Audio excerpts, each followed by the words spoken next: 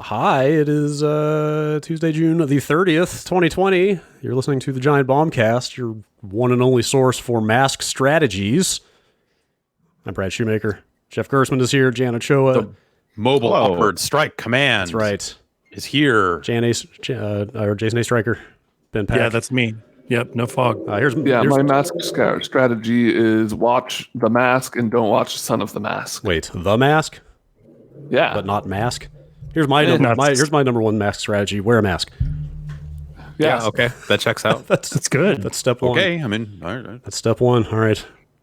Wait. This mask smells weird. Is that like a jazz cup? Yeah. Is that like a disposable paper cup in mask form? Uh-huh. Is that I'm sorry, go ahead. Is that design copyrighted, you think?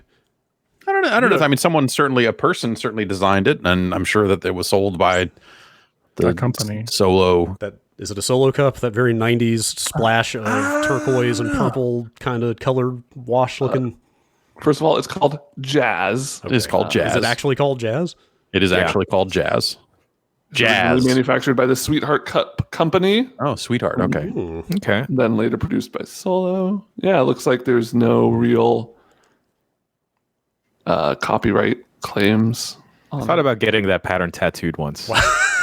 It's pretty good. But that'd have to be like all over, right? I mean, pretty good. Well, just like a band. Like get like a full back piece. Like a tribal, like a barbed wire around the arm, except it's that.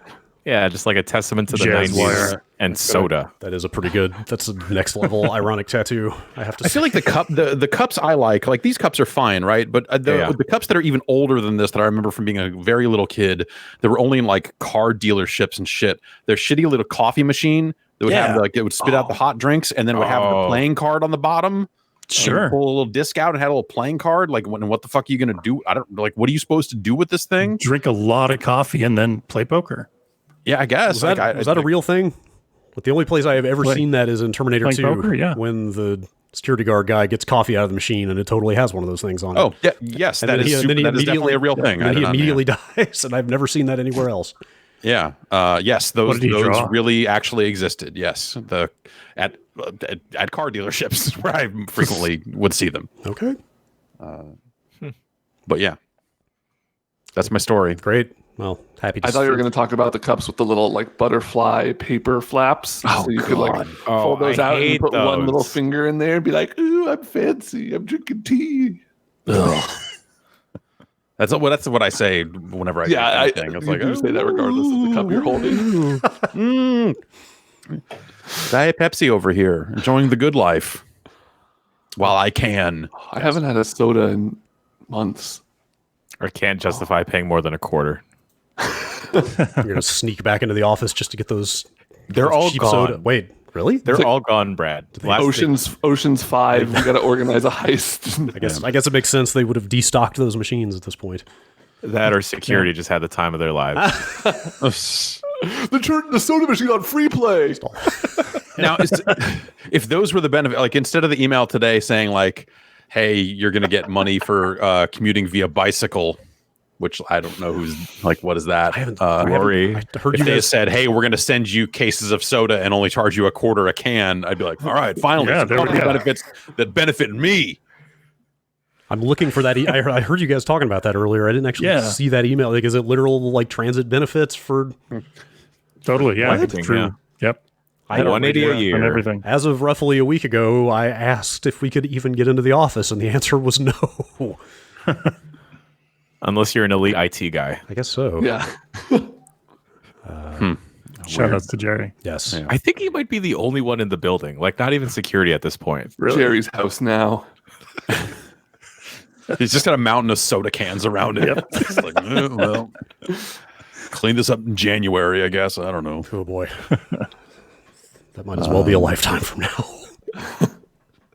Yeah. He did ask me if I wanted to pick up my laptop. I should have asked, like, can I also pick up my mug and like my 2 thermoses that might have liquids in them still? Yeah. And you should have I'm worried about mine.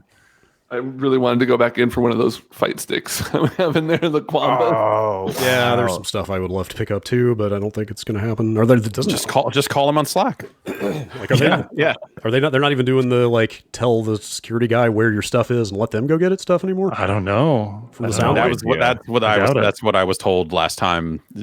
That anyone asked if they could go, when one of you asked to go get something out of the building, I checked in and the answer was like, "Nah, man. Yeah, yes, just buy a new cable. What are you doing?" Yeah.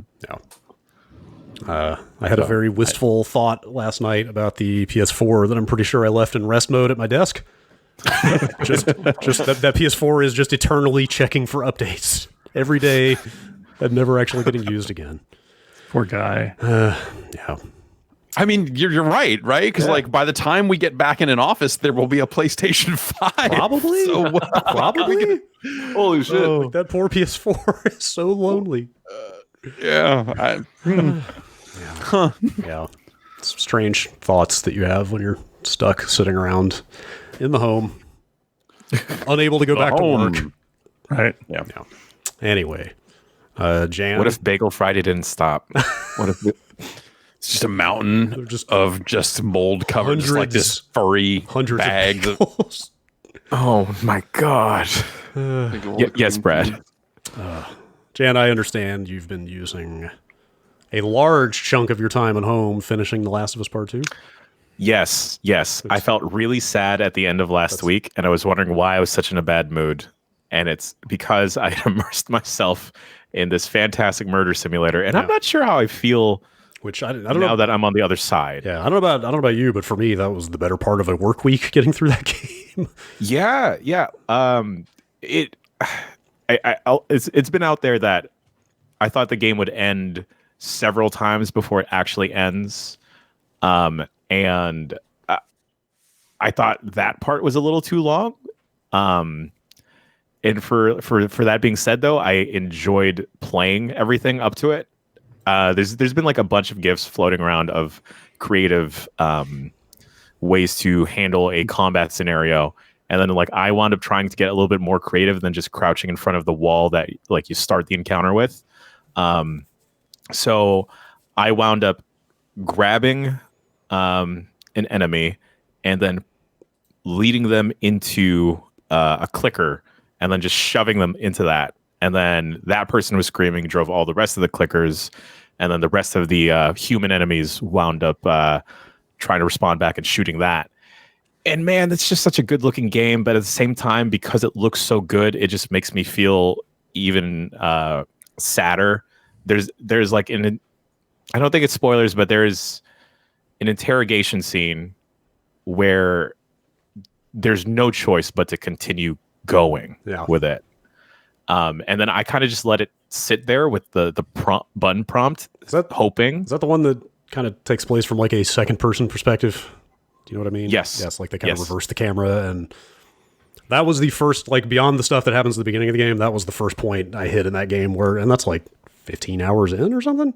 It's pretty, it's a good ways into the game, but that was the first point where I was like, oh man, I need to put this down for a little bit. Yeah.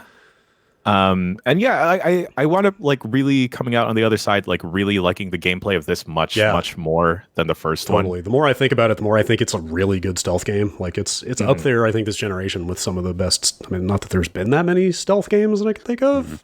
Sure. But it is expanded enough that I had a really good time with some of the more sandboxy kind of encounters. There were moments where it reminded me of Splinter Cell 2, which I remember really liking a lot. Just in terms of like leading enemies around a corridor and then just like circling back around and stuff. And even when it becomes like an action game, like when you just fuck up, it's much easier in this game, at least, to like fight your way out than it was in the original game. Also, I don't know if you wound up doing this, Brad, because you played on a harder difficulty also, but as soon as I wound up getting caught, I would wind up just like save scumming and restarting at the last checkpoint. I did a little more of that than I wish I had, to be honest. Okay. Yeah, I did a lot of that. Like I was constantly worried about resource scarcity in that thing, so I was like, I've only got 3 Molotovs. Should I throw one? I don't know when I'll get to make another. I don't know when I'll be able to have max Molotovs again. But it turned out even on hard, by closer to the end of the game, I was just like passing up resources left and right because I had so much stuff. So anybody who hasn't played the game yet, my advice is throw your Molotovs.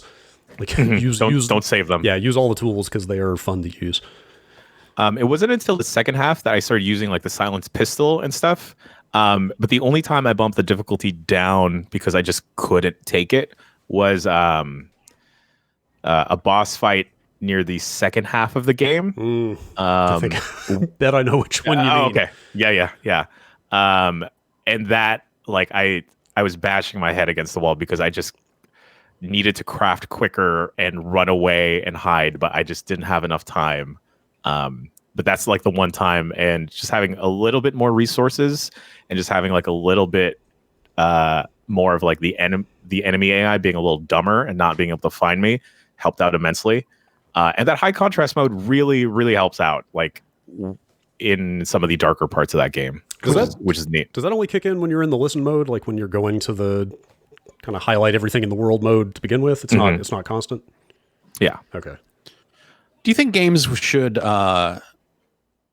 signal a bit better if they intend for you to save or use? I feel like the answer is almost they intend for you to use the stuff you're picking up, but like with this game, would it be too immersion breaking? Like, let's say, here's how I would handle it if I were a game developer in this situation and I saw testers or something like hanging on to shit, or just knew that like there are going to be some players that are just like afraid to use the stuff. I would literally just have a video pop on about a third of the way, or like the sixth or seventh time that we've noticed that you got through an encounter, not like barely using your resources.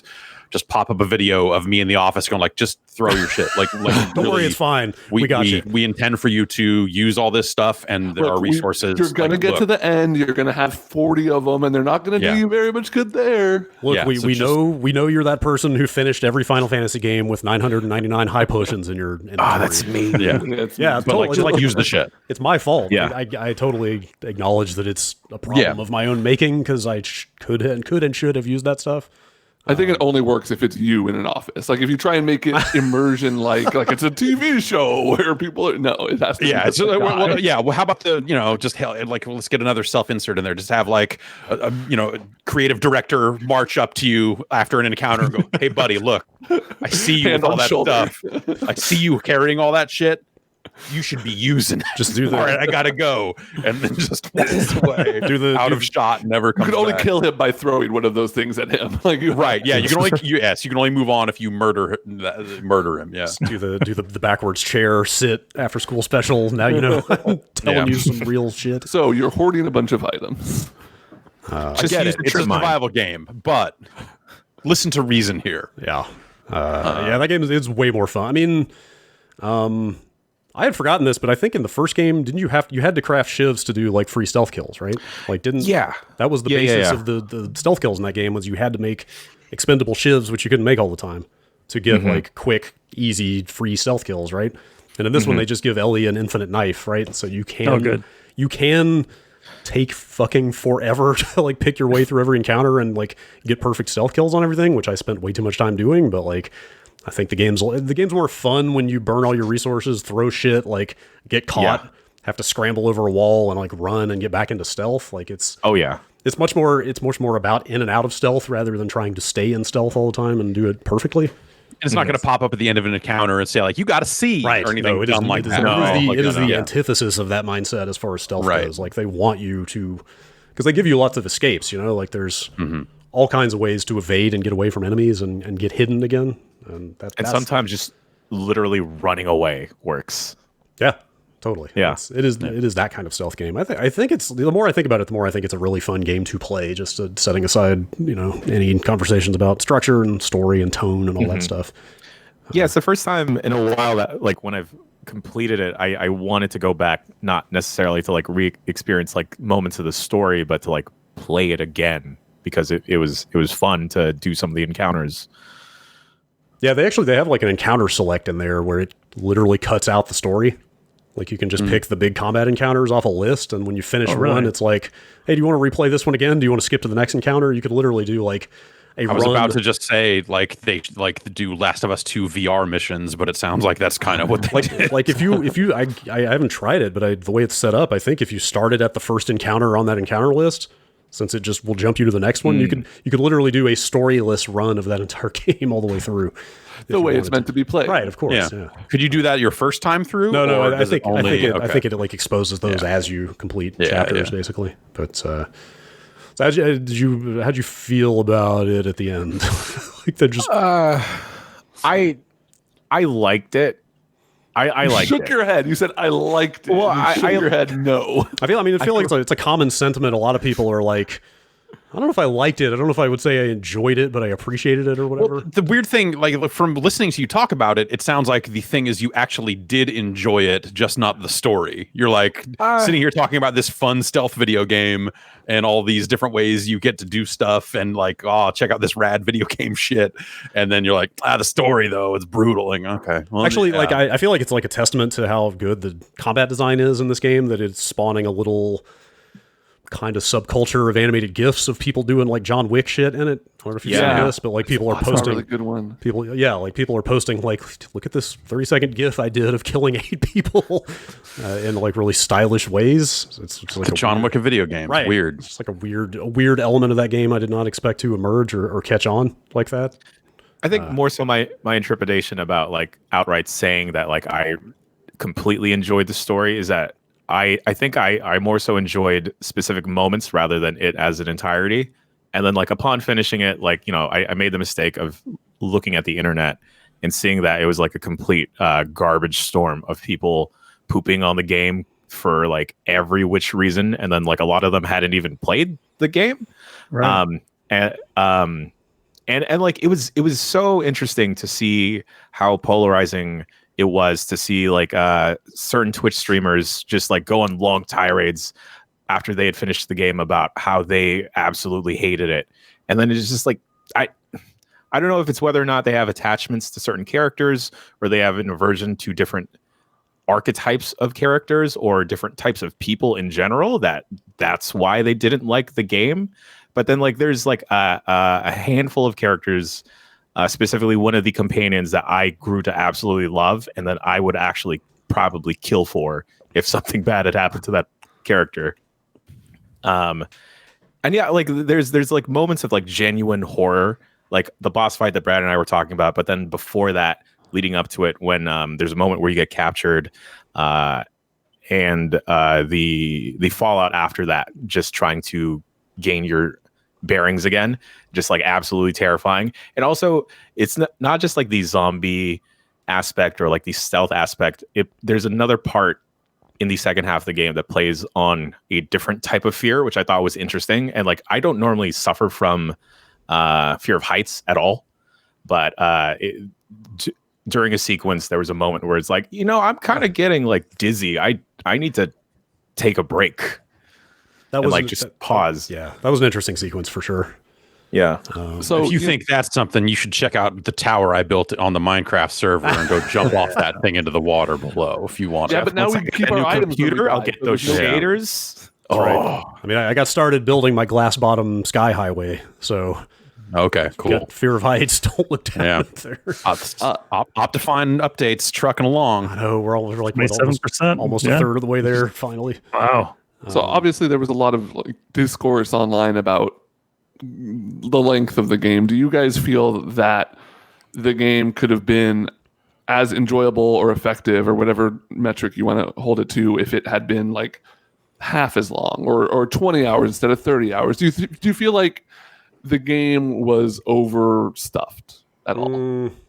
Or that it like I think the thing when I feel like when I talk about a game being too long, it's usually in the context of they ran out of ideas at some point, and you're like, okay, now I'm just kind of doing the same thing over and over again, and the story is kind of spinning its wheels. Like, let's wrap it up. I don't think that's the case here. Yeah, I think I think it did need to be the way it is to get the point across that they're trying to make. Like it's been said, it's a pretty obvious point that they drive home over and over to the point of excess, I guess I would say, which. You know, we'll get into it more on the spoiler cast. Like it's, I don't know. Are we at the point where we can talk more specifically about like the structure and what goes on in this game? No, probably not. I think you got into enough of it here that, you know, I'd probably save the rest of it at this point. But like, I mean, I'm seeing a bunch of no's in the chat still. Here's a spoiler. You can slide backwards. I saw that in a GIF. Didn't know you could do that. Wow. I didn't know that there was slid backwards and then threw the Molotov at the guy. I didn't. The side, yeah. Oh, yeah. I didn't realize there was a Resident Evil style like quick 180 until like practically the end of the game. What? Yeah. I don't think they ever mentioned that to you. God. I mean, Gears of War or like a Resident Evil, like quick, like turn behind. Yes, totally. Yeah, that is Jesus in there. Christ. I guess we'll just save it. We're still planning to do a spoiler cast once everybody on staff has a chance to finish it. So we get into that stuff more there. But like a big part of it is a very long game just by hour count, but also a big part of the reason I feel like so many people think it's so long is that, and I think I've said this before, the first point that I thought I was watching the ending of that game turned out to be roughly at the halfway point of that game. Like I had already covered enough ground to feel like, okay, this feels like the length of a AAA story-driven game, and the events that were taking place seemed like they were about to wrap everything up. And then it shifted gears very rapidly. Yeah, I can't really elaborate on it anymore without saying literally what I'm talking about, so we'll get into it on the spoiler cast. But like, it sets up expectations that it completely defies pretty quickly. Is a big part of why people think that game is so long, because it just like, I don't think they were trying to be intentionally misleading, but there are parts of the way it is structured that do feel kind of misleading, I guess. Yeah. I think that's all I could say without actually saying what I'm saying. Probably. I think like stories do that all the time, right? Of just like, but this is we're here. Oh wait, everything just went wrong, and now we've got a full. There is a very specific, well-known game that I could compare this to right now, and I think you would get exactly what I'm saying. I think I've Tales seen of Symphonia at the part where you get to the tower and you're like, the angels are actually in the other world, and you're stealing their energy. Man, I'm in the dark world and I'm a rabbit, but I need to find a mirror. And what? You guys, I said we weren't talking spoilers. I think I'm going to play the first one. I've had it have you never around played? for a while. No, I got the PS4 version. I think I'm ready to take the plunge on that. I would be interested to hear what you think of it now, because even at the time, like I think it's a very good game, but it was super polarizing at the time, like just the straight up gameplay. Right. It's like, it is a stealth game that is not like fully fleshed out from a studio that I don't think had ever made a proper stealth game before. I think it's why I don't really have any interest in playing the sequel, is playing that first game and just being like, man, there's zero things I like about this game. Yeah. There's I've said it multiple times. There's way more to this one, but the core of it is still that. So right. Anyway, yeah. I shouldn't make any promises about when that spoiler cast will happen, because people need to get through that thing on their own time, but hopefully sooner than later. Brad, there is one thing, and I'll slack it to you, because I just it's not a bad thing. It's not a bad thing. Oh, huh. Okay. It's just because I've got a short list of bad things in my head. I'm like, all right, which one is it going to be? But, yeah, we'll get there. Gosh, what else we got going on? Should we talk about TrackMania? TrackMania is out tomorrow. TrackMania truck is here, and it's backing up into the stage. We're backing up the TrackMania dump truck. I was saying that. I was literally in my head thinking, like, okay, what else besides TrackMania is there? should we just do it? TrackMania is out tomorrow, and I've been playing it for the past week and a half or something like that now. Have they had like servers up? I mean, it's kind of a live game, right? Or how is that? It isn't. I mean, it's always had like in the past games, the games have always had like their single player campaign tracks, and then when you get online, it's all the user made tracks and all this other stuff. And so it's still that. They also kind of seeded. It seems like they seeded the community or are making maps on their own or whatever, because there's a bunch of user maps and some user made skins and stuff like that. Here's the short version of TrackMania. I think it is a better game, and I think they have found a way to make the menus even worse than they have been in the past. Aren't bad menus a hallmark of TrackMania? No, it's no. Or is it just the fonts?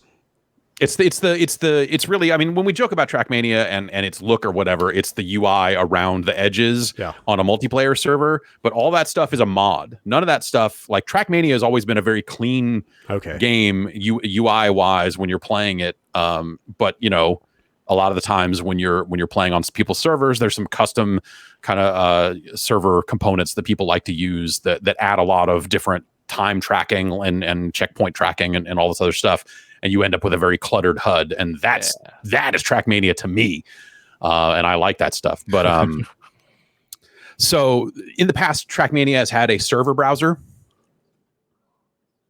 and now it doesn't. Ooh, What? And How do you find servers? They've moved to this, and part of it's really complicated. So there are 3 different versions of the game.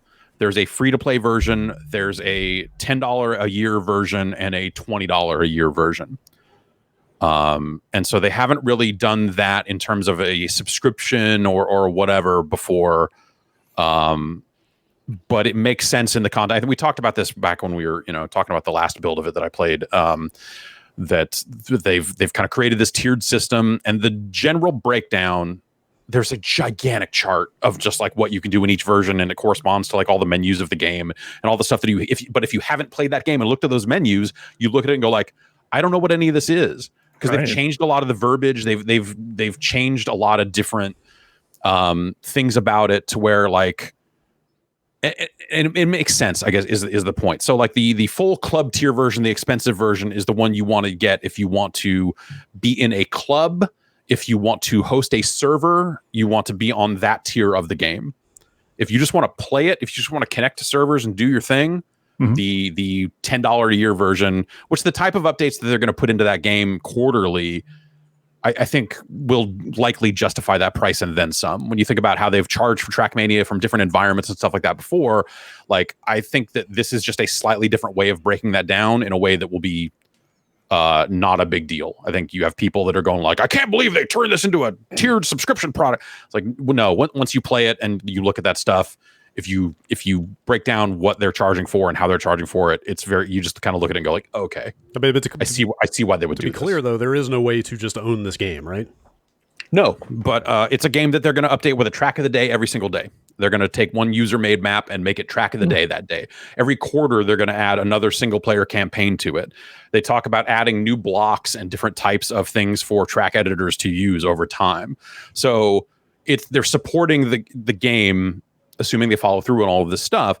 They're supporting the game at a higher level than they have in the past with the Mania Planet stuff. Like that was a case where they just sold a $20 game and then later on came out with another $20 game and then another $20 game that added different environments and this sort of stuff to it, all in the same Mania Planet framework. So in a lot of ways, the way that they're kind of building this TrackMania alleviates some of that stuff where they won't have to come back and sell a different game. It'll be like, hey, if we want to justify to the people that write the checks that we want to keep working on this game, then this is a way for us to get it out there and get it in front of people. And the other thing is like they have done terribly at messaging this stuff and what it all means, because it is just this big, messy chart. But they got out there and said like, well, it's not a subscription. It's like you're buying the game again, which is nonsense. But the reason they're saying that is because when your like subscription, when your year with the game is up, you keep all the stuff that came out while you were there. So like all those campaign tracks, all the other stuff, like you keep access to all of that stuff, the advanced version of the editor, like all.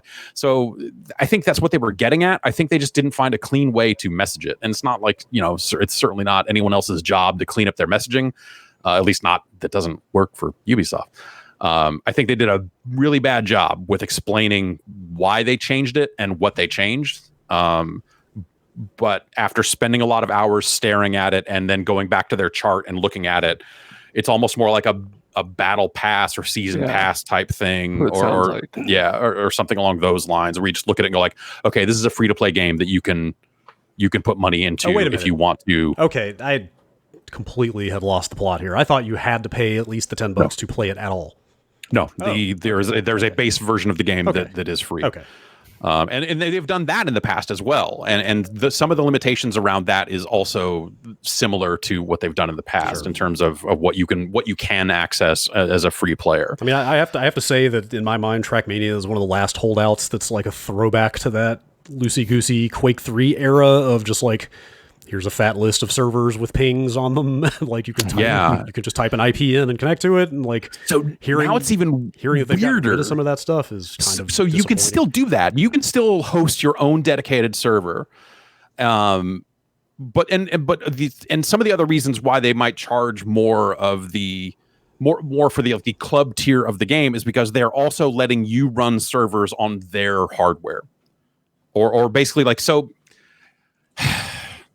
There's a concept of a room. Any player at the club tier can create a room. You can take tracks that you made, other people made, whatever, throw them together, and it's basically a server. They call it a room. And you choose how that room gets hosted. If you want to host that server yourself, there's a way to do that.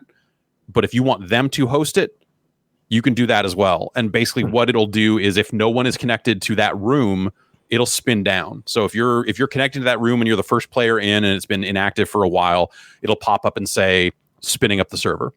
And it'll launch a server in some rack somewhere, and will then let you play with up to 100 other players or whatever on that. So at that club tier, you can effectively host any player at that tier can host a bunch of servers. They can create a bunch of different playlists in their rooms, name them whatever, do all this different stuff. But if you're using their stuff, you're using the vanilla basic experience. No server mods, as far as I can tell.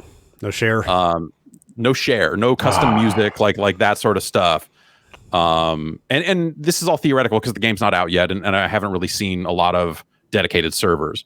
But I did connect to one that was running Evo SC, which is one of the server controllers, one of the custom made things, and it started to have some of those HUD elements around the edges, and in the map editor you can add custom music on a per map basis there, like you always could before. And so like the bits and pieces of TrackMania are all still there. They've just renamed all of it, and on top of that, they haven't really made a good way to, like, you can't favorite a server anymore. Oh, you used to be able to just get a list of just like, here are the 5 servers I care about. And now it's just this big list of rectangles with room names on them that just scroll all the way down, and they seem to be in the order of the most popular or the ones that were most recently accessed or something like that. Change that, right? They have to add a way to favorite. That seems like the most basic thing to do is like have a list of favorite servers. So every room is attached to a club, and you could join that club, and then you could look at your clubs and see all the rooms attached to that club. It's just like the front end UI is just a fucking mess. And I'm trying to figure out if it doesn't feel like they made that stuff easier. It doesn't show anywhere on the rectangle. It doesn't like explicitly say, yes, there are players here. So playing the game pre-release when most of the servers are empty, it's this feeling of like, oh, I caught one other person on the server. That's cool. And I just think that the front end is very bizarre. When you think about TrackMania, like having a server browser and being like at least mostly straightforward when it comes to just connecting to a game and going like, oh, I want to connect to this server and all this other stuff. Like they've made that stuff a little more obfuscated. I think once the game is out and for people that don't necessarily care about connecting to a specific server, they just want to get on and do whatever, I don't think it'll be a huge problem, but it's just it's a bizarre change, I guess. And the good news is, I think, like the new blocks in the map editor and all other stuff, like some of the tracks I've seen are really great. Like, I think from a gameplay perspective, this is a hell of a TrackMania game. I think they've done a really good job at, they added like boosters, and basically that'll jets come out of your fucking wheels. And so the cars can kind of hover and glide. Or if sometimes you can get a boost down that will kind of stick you to the ground, which will let you drive up walls straight and do some different stuff that way. And so I think those are like pretty awesome additions or ways to kind of do some of the stuff that they did in TrackMania Turbo, where you can kind of just like defy gravity. Like having those boosters kind of lets you do some of that stuff. And so like I'm pretty thrilled about it. Like I'm pretty into it, and I've made a club and I've started down that path to do all that stuff. And And I hope we see a Star Wars Metallica map on it. It'll do all that same shit. All of that same crazy stuff seems like it is very doable. This is still rooted in the TrackMania 2 / Mania Planet style of game and options and all that other stuff, whereas TrackMania Turbo was like way more locked down and built for consoles and didn't really allow you to do like the things you want to do with TrackMania, or things I want to do with TrackMania. And so it still has all of that. That said, it has a bunch of training tracks, but never explicitly tells you what the boosters do, or gives you, like, I think, adequate instruction about how to control the cars and all that other stuff. And I think they could be better at kind of getting new players into the fold and kind of letting them learn the nuance of it. They just throw these training tracks at you, and you can do them or you can not do them. But at the end of it, I didn't feel like I quite had a firm grasp on the flight stuff. It's still weird. Or that the idea that, like, if you hit the brakes in the air while you're kind of tilting, it'll lock your it'll stop your rotation. Like, which has been a TrackMania thing for a long time. But, like, just put a tutorial in it for people. Like, it's 2020. Like, we should want that out of games. To let people understand the things they can do, and I wish that they had gone a little bit further on some of those aspects of the game, because that stuff feels kind of the same. But, like, also they've patched it like a handful of times over the last week, and already solved, like, so when you start a club, it just when you customize a club, it just pops up like 9 different spots where you can upload images, and doesn't really tell you what any of them are for, or what the restrictions on the images were, or anything like that. It just said, like, this is your background. This is a sponsor logo, 16:1. This is an 8:2. This is a this. And I'm like, I don't know what the fuck any of this means. The patch I downloaded this morning actually adds a line of text to the bottom of the screen over those that says where those go, and says, like, these need to be DDS files or pings or something. See, they're learning. They're getting there. Like, and obviously it's completely reasonable to expect things like tutorials, but at the same time, I feel like TrackMania has always existed in this, like, borderline alternate universe, where they don't care about, or maybe not even aware of, like, modern game design standards. Sort of, but, like, I don't. You're right, but also, like, I think that they could just do better with that stuff when it comes to getting new players in the game. They've got a game that is, launching as a free edition and all this other stuff, and so there's the potential to expose a lot of new players to it right out of the gate, instead of doing a free version down the line or whatever. And that's my thing. Like, I feel like I've always appreciated TrackMania from a distance. It was one of those games of, like, oh, I could get into this, but I don't really want to, like, buy it, because I know that, like, there's a pretty high chance that I'm going to play it for 3 to 4 hours and never play it again. But if it's free, that gets me in there. That gets me, like, my hands on it. And maybe I love TrackMania. Maybe this is the game to show me I actually love it. But with a lot of the stuff you're talking about the, like, I guess, user experience around it, it's kind of like a bummer. It's just, and I think that, like, that stuff's not insurmountable, right? Because it's kind of always been that way. So everyone who is good at the game at some point went through that stuff, and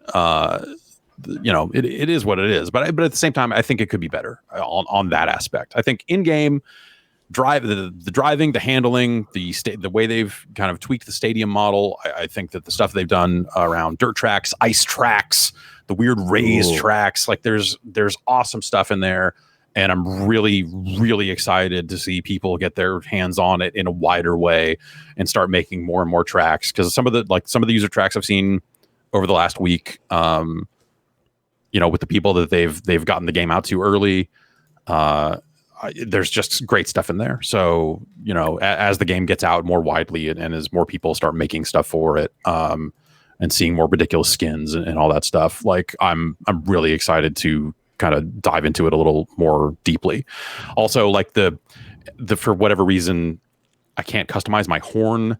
Like, the option is there. It's just grayed out, and it says at the top of my profile page, it says demo accounts are limited in the types of customization they can do. And it's like, okay, do I need to verify an email address? Because it also says I have the club tier version of the game. They limited the wrong customization. Do they need to patch that? Is that something that they need to fix? Is that something because the player pages on the website haven't launched? So there's, like, it's questions like that where I'm still just like, fucking TrackMania, man. I don't know.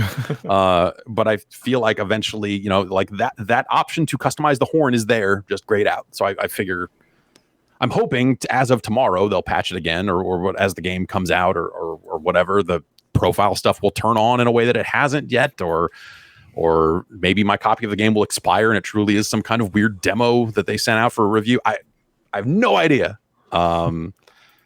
But yeah, I don't know. It's interesting. The review embargo was up this morning, and it's one of those cases where, like, you know, reading the reviews and, well, not reading the reviews, but just kind of like thinking about the idea of reviewing that game right now before there's an abundance of users hosting servers and all that other stuff just seems like you are not seeing the real TrackMania if you ran a review this morning. I just don't think that's. I don't think people would be able to truly see the whole game right now. So I'm kind of waiting until tomorrow before I kind of do anything else with it, I guess. The real TrackMania lives in our hearts. Exactly. It truly does. But yeah, no, I've put a bunch of hours into it. I think they've done a lot of really cool shit with ghosts and how chasing leaderboard stuff around ghost races and stuff like that. I think they've done really smart shit around that, and built that out in good ways. You know, so it is kind of the same. You know, it's a TrackMania game. You know, it's very identifiable as they made a TrackMania game. You're not going to look at it and go like, what is this? Like, you'll know what it is right out of the gate. But it was always built as a remake of TrackMania Nations, so it was kind of always going to be that. But I don't think you could fucking fly in TrackMania Nations, at least not this way. So yeah, I'm super fucking into it. And I want to spend a lot more time with it once it's out. I'm guessing stay tuned for more TrackMania on the site. Yeah. Maybe not this week. Just because the way the scheduling is working out, but like, yes, I will get on there and play some proper multiplayer once it's populated. Once it's more populated, for sure. Cool. I think it's rad. Cool. It's encouraging for something to be rad.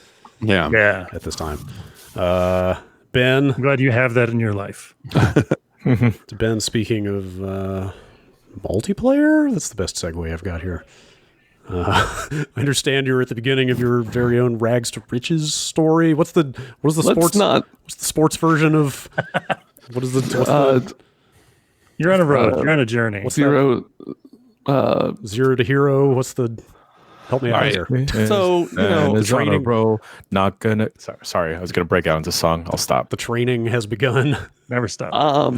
Yeah. I mean, I told this story yesterday on a stream, but basically I was reminded by our own Dave in Alaska that Evo registration was ending this past weekend. Sunday was the last day you could register, and so I was like, it's free to register. I'm going to sign up for a game. If you'll remember, they had to kind of completely revamp everything, and the only games being offered for the general public to play at Evo are Skullgirls, Them's Fighting Herds, Mortal Kombat 11, and Killer Instinct.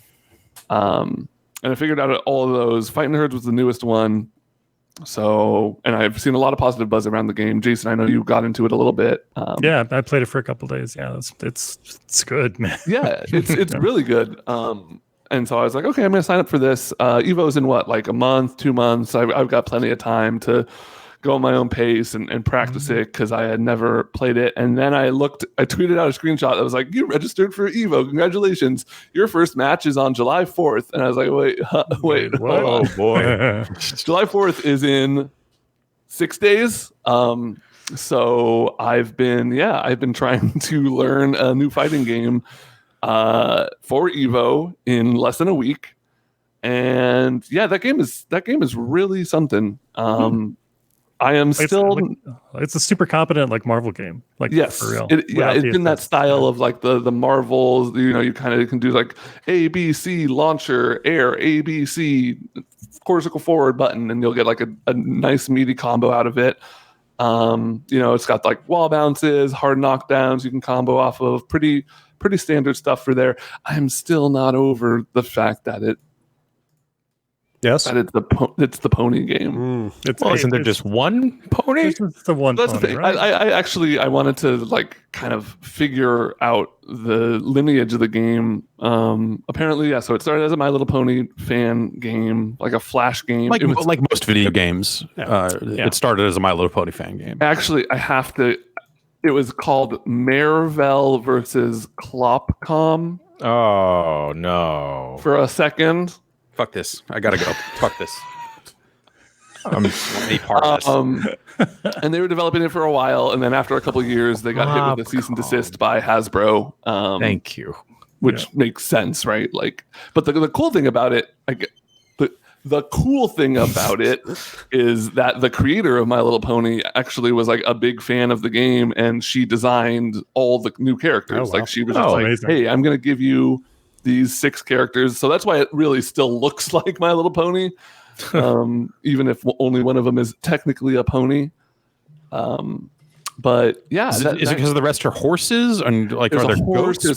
there's an alpaca, Yeah. Okay. there's a bull. Oh, Alpaca charge character, bull is grappler. Like what do we got? The alpaca's actually got the command grab. What do you grab with? It's a kiss. She gives a little like kiss, and it makes you go like whoa, like dizzy, kind of. But the bull does have a good command grab. The lasso. The lasso, yeah. The characters all have a really cool, unique design to them. They all have a pretty direct like parallel to other either fighting game characters or a blend of them. Like there's one that's pretty much Magneto from the Marvel games. There's the one I'm playing is very much like a kind of standard anime fighter character, like lots of loops and air dashes and stuff like that.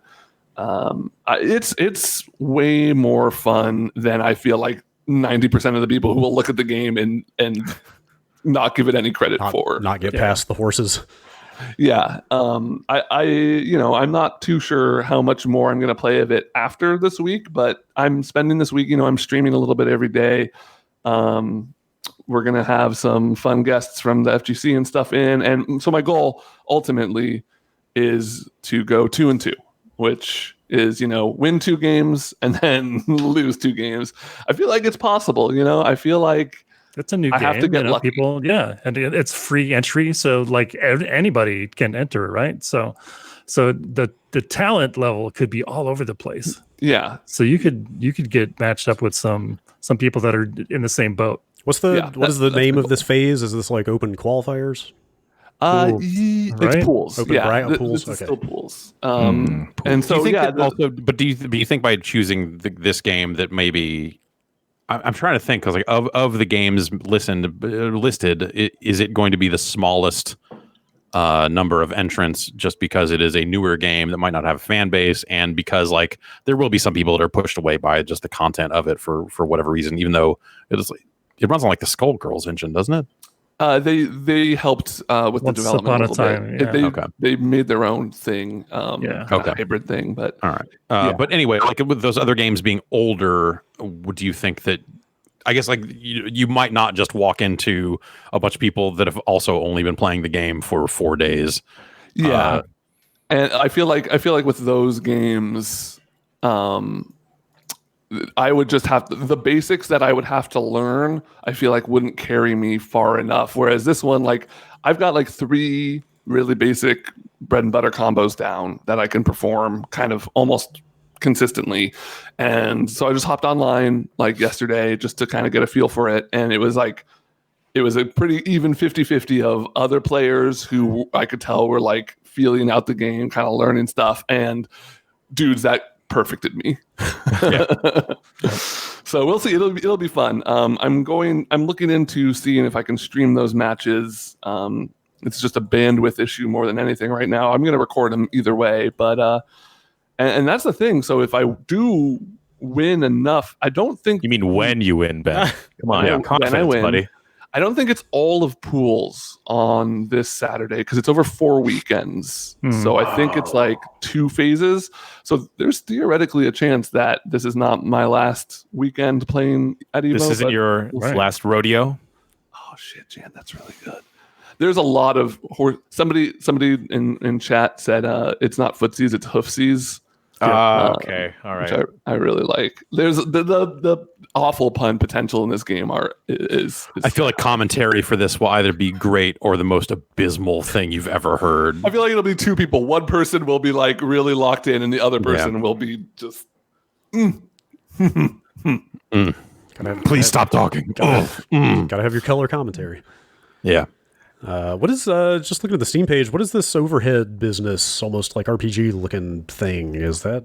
Oh, are they the little like pixel? Yeah, like pixel art looking. Is that like a lobby? That's their like lobby system. Okay. Yeah. It's the lobby. Huh. That's cool. Is this like? Would you call this is like a true indie fighting game? I assume. Like this looks like it's the developer's first game.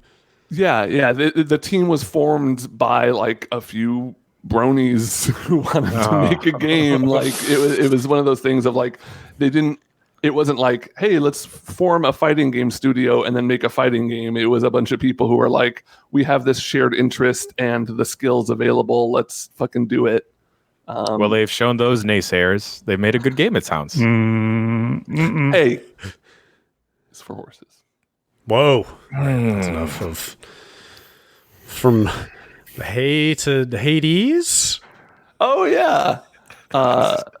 This is what happens when you tell me the games you've been playing beforehand. It's good. Yeah, you have all that time to work on these Workshop this amazing... incredible material. Yeah, it's great. Yeah, I got back into Hades. They had a pretty massive patch. Like last week? I feel They're getting like close. Did I was going to say, I hope I'm not wrong about this. I thought I saw Greg saying this was like their last big update before release. Or Yep, they're still saying they're going to hit 1.0 this year, which will add like the true last boss and a couple other things. But yeah, I hadn't played Hades since it launched. Didn't it like launch the same day as it was announced on the Epic Store? I believe that's Yeah. Launched the same day the Epic Store was announced, right. didn't That's it? right. Yes, Right, that's yeah. totally right.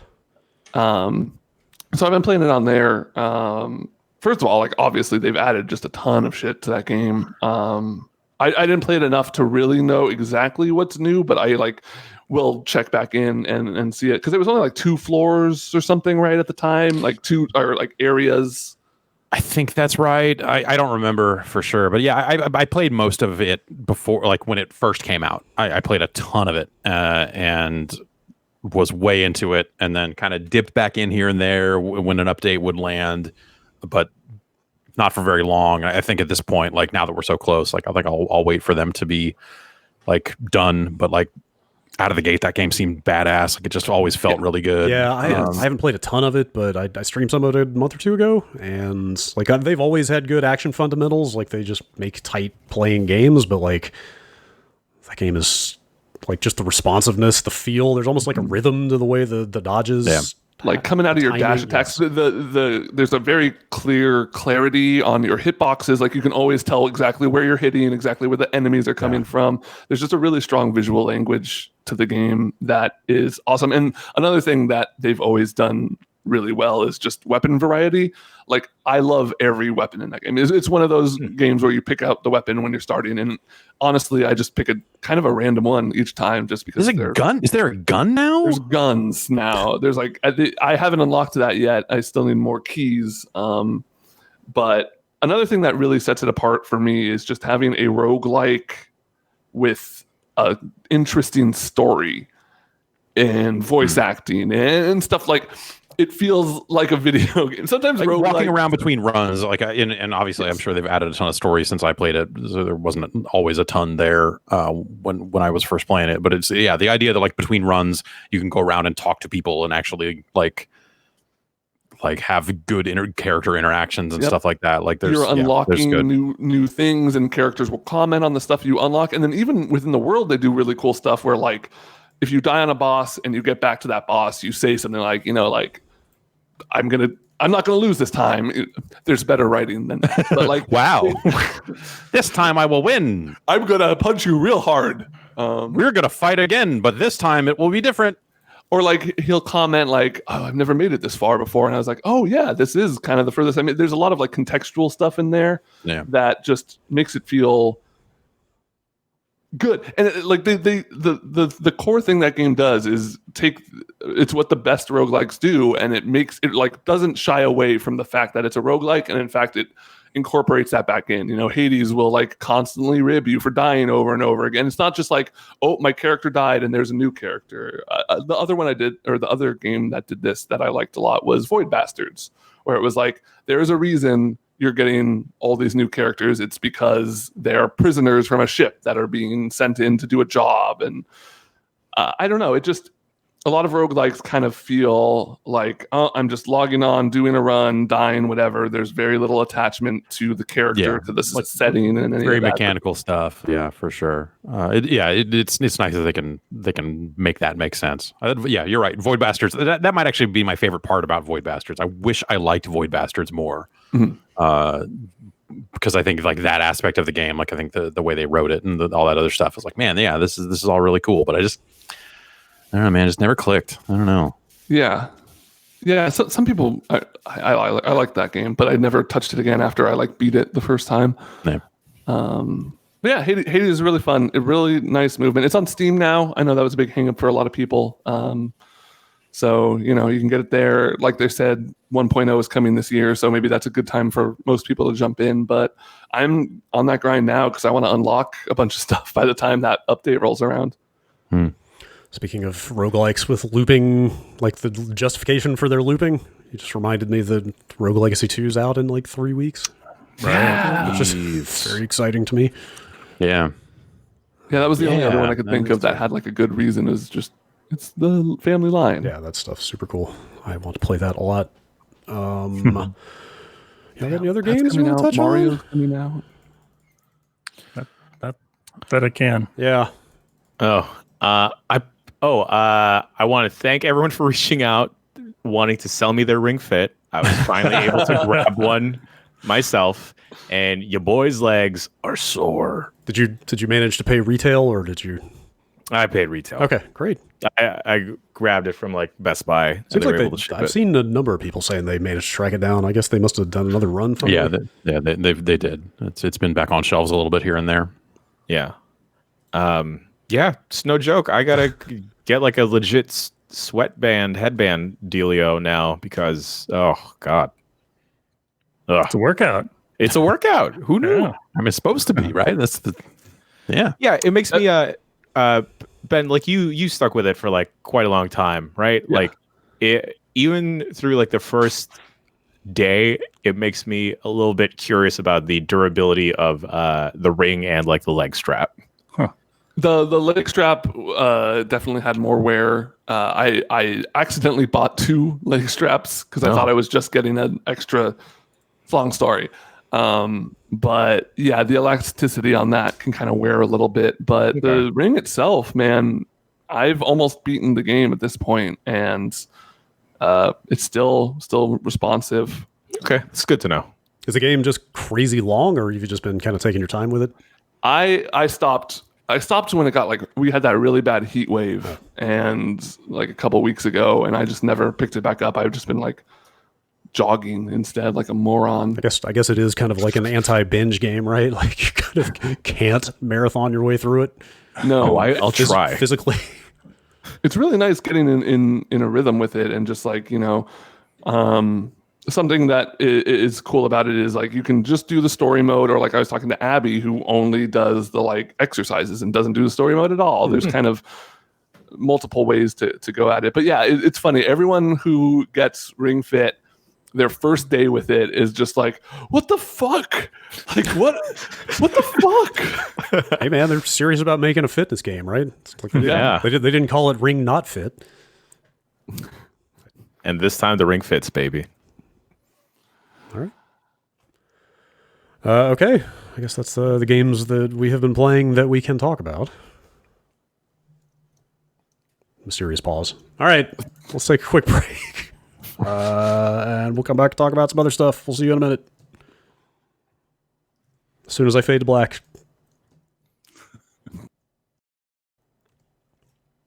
And we're back. How was everyone's break? Good. Peaceful. Fantastic. Yeah. Step away, get a little bit of air. Yep. Stuck my head out the window. Yeah. The baby Yelled at stood some up. people. In a playpen. Whoa. All right. Yeah, like reached on the thing and got up on both feet. Crazy. Man. Crazy. Does she want a podcast? Yeah, sure. And I think now, like, might as well. Get them started early. Yeah, exactly. Reading That's these what- ads. Just gotta Yes. bring her into the family business. Start making some money for a change. Do some work around here. Yeah. Earning your keep around here, baby. Eating us out of house and home with those banana pumpkin pouches or whatever the hell. Man, Come on. I remember my first job, my first like real job other than volunteering and stuff was at a summer camp. And I came home with that first paycheck and I was so excited. And my mom was like, "Great, you're buying us dinner." And I was just like, "What the what? What? That's all my money." She's like 16 years of me buying you dinner. You can buy us one dinner with your first paycheck. Jeez. And I was like, intense. okay, I get it. Thanks, Mom. Out of the first check, though, is Yeah, I mean, it was actually a good lesson in like, don't just blow all this money. You can do different things with it. Definitely laying down the ground rules right off the bat. Yeah. Hilarious. Here's how it's going to be. All right. In the news this week, just to start off, following up on a lot of the pretty heavy events of last week. Who's got the voicemail dump truck backing up? I thought that was you. That's me actually. Oh, I thought it was Jason's Jeff. backing that thing up. Yeah, I'm. This is not the interview podcast. Okay, it stopped. Okay. Following up on the events of last week, at least a handful of companies have started taking some actual tangible action on a lot of the allegations of abuse and harassment that have been coming out. Twitch, which, I mean, you tell me, like, is this pretty much new for Twitch? That they're actually Caring about anything that they're it seems like this is new for Twitch. Yeah, to get out there and say that. I mean, they've had a terms of service, but right. Their enforcement of it.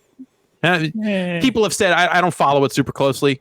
People have said it's been less than stellar, right, or less than consistent, or like I have not a variety of things. I have not been the most avid Twitch viewer over the years, but outside of how long was that first Dr. Disrespect ban over that bathroom stunt at E3? It was like a week or two, I feel. Hour and a half. Right. But outside of that, I don't remember them taking a lot of direct action against especially popular streamers before. Yeah. So You hear about them clamping down on people like ladies that are dressing inappropriately Right. or whatever. Yes. Whatever they deem that to be. Like women getting reported in mass from like fucking assholes that are just like wanting to dictate what they can and can't wear. They've definitely bizarre. They've definitely been very, very proactive about standards for attire and also DMCA complaints. Yeah, but just recently on that. That was kind of a switch kind of turned on finally. Yeah. It was always there, but they finally say that they are starting to actually investigate a lot of the allegations that have been taking place. They've banned, it looks like, 5 or 6 relatively major channels, I guess. I had not heard of any of these names since late last week. Yeah. But they say they're looking into more. So some of that stuff is finally, translating into some actual action. And it's stuff that didn't necessarily happen on Twitch, but maybe has happened as a result of people being prominent on Twitch, and the kind of things that can spring out of that that sort of stuff. So that's there was a wave obviously of allegations, and it doesn't seem like they've necessarily addressed all of them quite yet, I guess, but that's stuff they should look into. That's stuff that if people are using their platform using Twitch to gain prominence and then kind of abusing that's shitty. That sucks. And it's good because like I remember one of the big complaints specifically when a lot of these sexual assault and abuse allegations were coming out was somebody voicing during a Twitch all hands like, hey, we aren't doing anything about this, and the CEO reportedly laughed it off, and said like, well, we can't control what people do on our platform, so this is showing that maybe I thought it was interesting that a lot of this stuff came like right after that Twitch blackout too that happened last week. Like, obviously they were probably having discussions about it before the blackout and something, but it's it's one of those things where it's like maybe this had an effect, even if it was a small one. Yeah, I mean, all that stuff adds up eventually. Like that's at some point they are in the business of people caring about their platform. Though, I mean, with the Mixer stuff, like they're increasingly running unopposed. Yeah, I started to say like you don't hear a lot of similar talk coming out of like YouTube streaming. Is YouTube gaming even a brand anymore? Like Facebook gaming, like, but there's still a YouTube game department or something along those lines. But I guess that just speaks to the lack of like a critical mass of audience on those platforms. Well, I mean, for streaming perhaps, but like obviously video game videos on YouTube have been huge forever. Well, I and, think of, like, I guess I think like then you're getting into just like, well, then you've got PewDiePie, you've got like all of that shit. So I don't know if this is a distinction worth making, but I guess I think of live streaming and like sort of what YouTube is as like separate spheres, kind of. Yeah, but people can stream on YouTube just as easily. So it's and obviously like YouTube stuff recently. There have been people that were not involved in gaming that have definitely done some fucking garbage ass shit. So yeah, there's also a whole lot of stuff coming out of Ubisoft in particular last week. Oh boy, yeah. Yeah, multiple accusations made against multiple people there. Some of them in what they describe as kind of their editorial team, which I was not familiar with until I kind of clicked back a few months. I guess they announced that they had formed kind of a high-level editorial team to sort of oversee the direction of their games. Oh, okay. So like writing for games, because yeah. When I think editorial team, I think something pretty specific. Yes. And that's how they describe it, but it's like people that are overseeing the direction of like game design and stuff like that there. Yeah, one of their community managers, like a number of people, the creative director of Assassin's Creed Valhalla stepped down, and they say that they gave a relatively thorough but somewhat boilerplate statement about they are investigating and they've placed some people on suspension and they are in the process of taking action on that stuff. But of course, a lot of that stuff happens behind the scenes. Yeah, that's the stuff that some people get dismissed, and it's not something that for legal reasons they're not going to get out there and conduct that business in public per se. Right. But you'll hear about it at the end, perhaps. Yes. I want daily updates. Damn it. Yeah. So that stuff all seems to be in motion.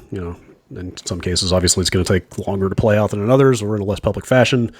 And then I guess that brings us to the second and apparently final Dr. Disrespect ban at the end of last week. But sure, yeah, like I don't know, it's a weird thing to talk about because nobody's said anything publicly about it.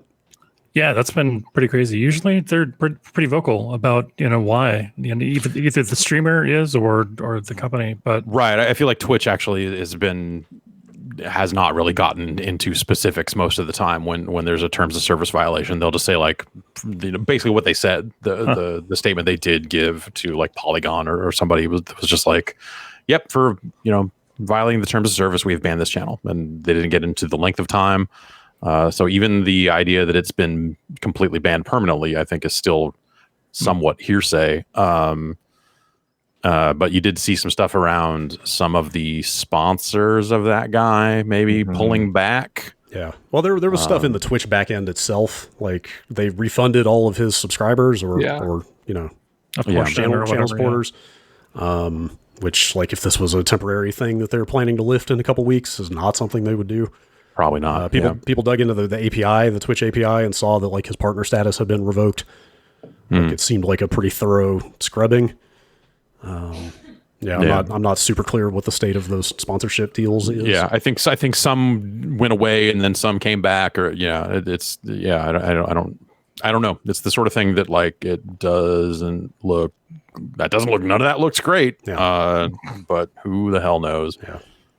Just a lot of people talking around it in a conspicuous way without actually saying what's going on. Right. And yeah, I don't know. Then you had some bullshit rumor start up about like, oh, they're launching their own streaming service because now Shroud and Ninja are out at Mixer because they all got paid off, so they're going to go start something. And he's like, people trying to start that rumor that's like, that would be Yeah, no, that probably would take a little bit longer to come together than when you look at the timeline of events here, than that sort of stuff. That seems unlikely to me. That seems like some dumb internet bullshit that people roped in some guy working on a new streaming service and just saying like this is going to be their thing. I was like, no. Especially because Dr. Disrespect signed something like like a 3-year, $30 million deal or something. There was something with Twitch. Yeah. So I don't know. Like this year, I think. Pretty recent. Yeah. Within the last year. Yeah. So it's a fair amount of money. So you would have to imagine that there would have to be for all of that to just kind of go up in smoke the way that it looks like it did. That something went down. I don't know. Yeah, who the hell knows? But it's got everybody talking. It was an interesting weekend of people going like, "What the fuck happened here?" and nothing. No one's talking, at least not publicly. So I don't know if they will address it further at this point. It's been long enough. It doesn't sound like that. I mean, well, who knows? Like, it seems like something that no one involved wants to talk about. But maybe that stuff does get out there eventually. Yeah, I mean, whether it's a court case or whether it's a lawsuit filed, or I don't know what this would even be. Yeah. I mean, he got out there over the weekend on Twitter and said that Twitch had not informed him of the reason for the ban. Yeah, but it felt worded in a way to avoid saying he doesn't know the reason.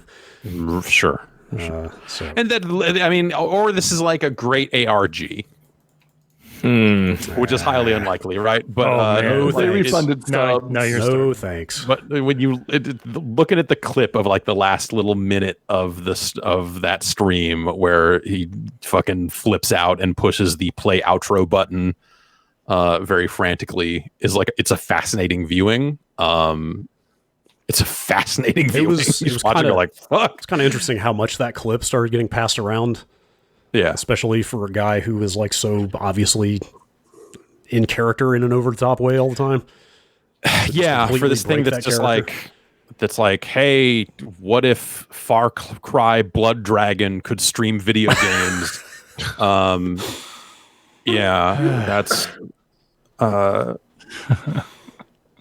right. Well, enough said about that. And then, like, I guess this is game related enough to talk about because it was on Twitch, but then they banned Donald Trump's Twitch channel, which, like, I don't know if that is. That was a DCMA, right? No, it was for that was hateful conduct. Hateful, is the phrasing. Oh, weird. Used. And, like, I don't know if Like, I don't know if that is a knock-on effect of the statement they made last week, where they say they're starting to take this stuff more seriously, or if this is totally separate, but the timing certainly doesn't seem like a coincidence. And in that case, they actually specified, like, down to the stream name or whatever, like exactly what he said. Yeah. Being very specific. Because they were streaming his rallies. Like, that was kind of what the whole Twitch was. It would stream his rallies. Yeah. I liked their little line in there that, like, we do not have an exception for newsworthy or noteworthy personalities, basically just like firing shots at Twitter, which is always their reason for why they don't ban him. Sure. Yeah. And Facebook, obviously. Yes. Is fucking Facebook. Yes. To be fair to Twitter, which I don't want to be on a regular basis. Okay, Brad. I mean, but I think they did start this trend a couple weeks ago when they started finally marking some of his tweets as misinformation or... it was a pretty light slap on the wrist, but that they could ban him too. Yeah. Yes, you're not wrong.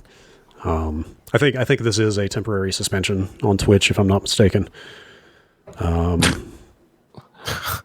So God damn it, he's going to Facebook gaming now. Oh, I was gonna say, does Stormfront do live streams yet? Maybe that would be appropriate. Look for him on Parler. I'm sure they'll get there. Yeah. Oh God. Live stream. I want the fucking browser extension that replaces the cloud with my butt, but just to replace the word Parler with Stormfront. Sure. Yeah. As long as you're not posting any pictures of fecal matter. No promises. All right. Well, then I'm not signing up. Then it's a mess. Yes. Know what you're getting into. I suppose. There seems to be some amount of change afoot across the internet and social media with some of this stuff. I mean, Reddit supposedly banning a number of hate-mongering subreddits, although you could certainly debate how effective that action actually was. Yeah, like ones that had all but died on their own anyway. Like to sweep in here at the end and be like, "Oh yeah, look at what we did." No, it's literally that tuxedo mask capture where it's like you didn't do anything. Yeah. It's like, it's still Reddit. I don't know if you noticed. Yeah. Yeah. Yes. So anyway, but everybody's got to start somewhere, I guess. Yeah. Yeah. So. Yes, it is. It's obviously long overdue, but any progress is better than none, I suppose. Let's see. Once again, it feels trivial to get into plain old video game news at this point, but there is some. Feels like the Xbox Lockhart stuff has been like kind of on again, off again for the last few months. Like some people saying like, oh, they're not doing it anymore, and then maybe it's back on. The Verge is out there. Eurogamer, I guess, has done some of this reporting too, but The Verge has both confirmed it and also added to it that there are straight up developer like dev kit documentation or docs out there at this point talking about that thing. And references to it in code, right. I think even in like Windows 10 or something, right? Yes. So. Although, sometimes stuff like that can like linger in there, even if the project has been canceled. Some of that stuff isn't removed, but they say quite confidently that it is back on and that Microsoft is going to reveal it in August. Seems like if you're gonna have that thing around launch time, you gotta announce it sometime. As long as you can wait, right?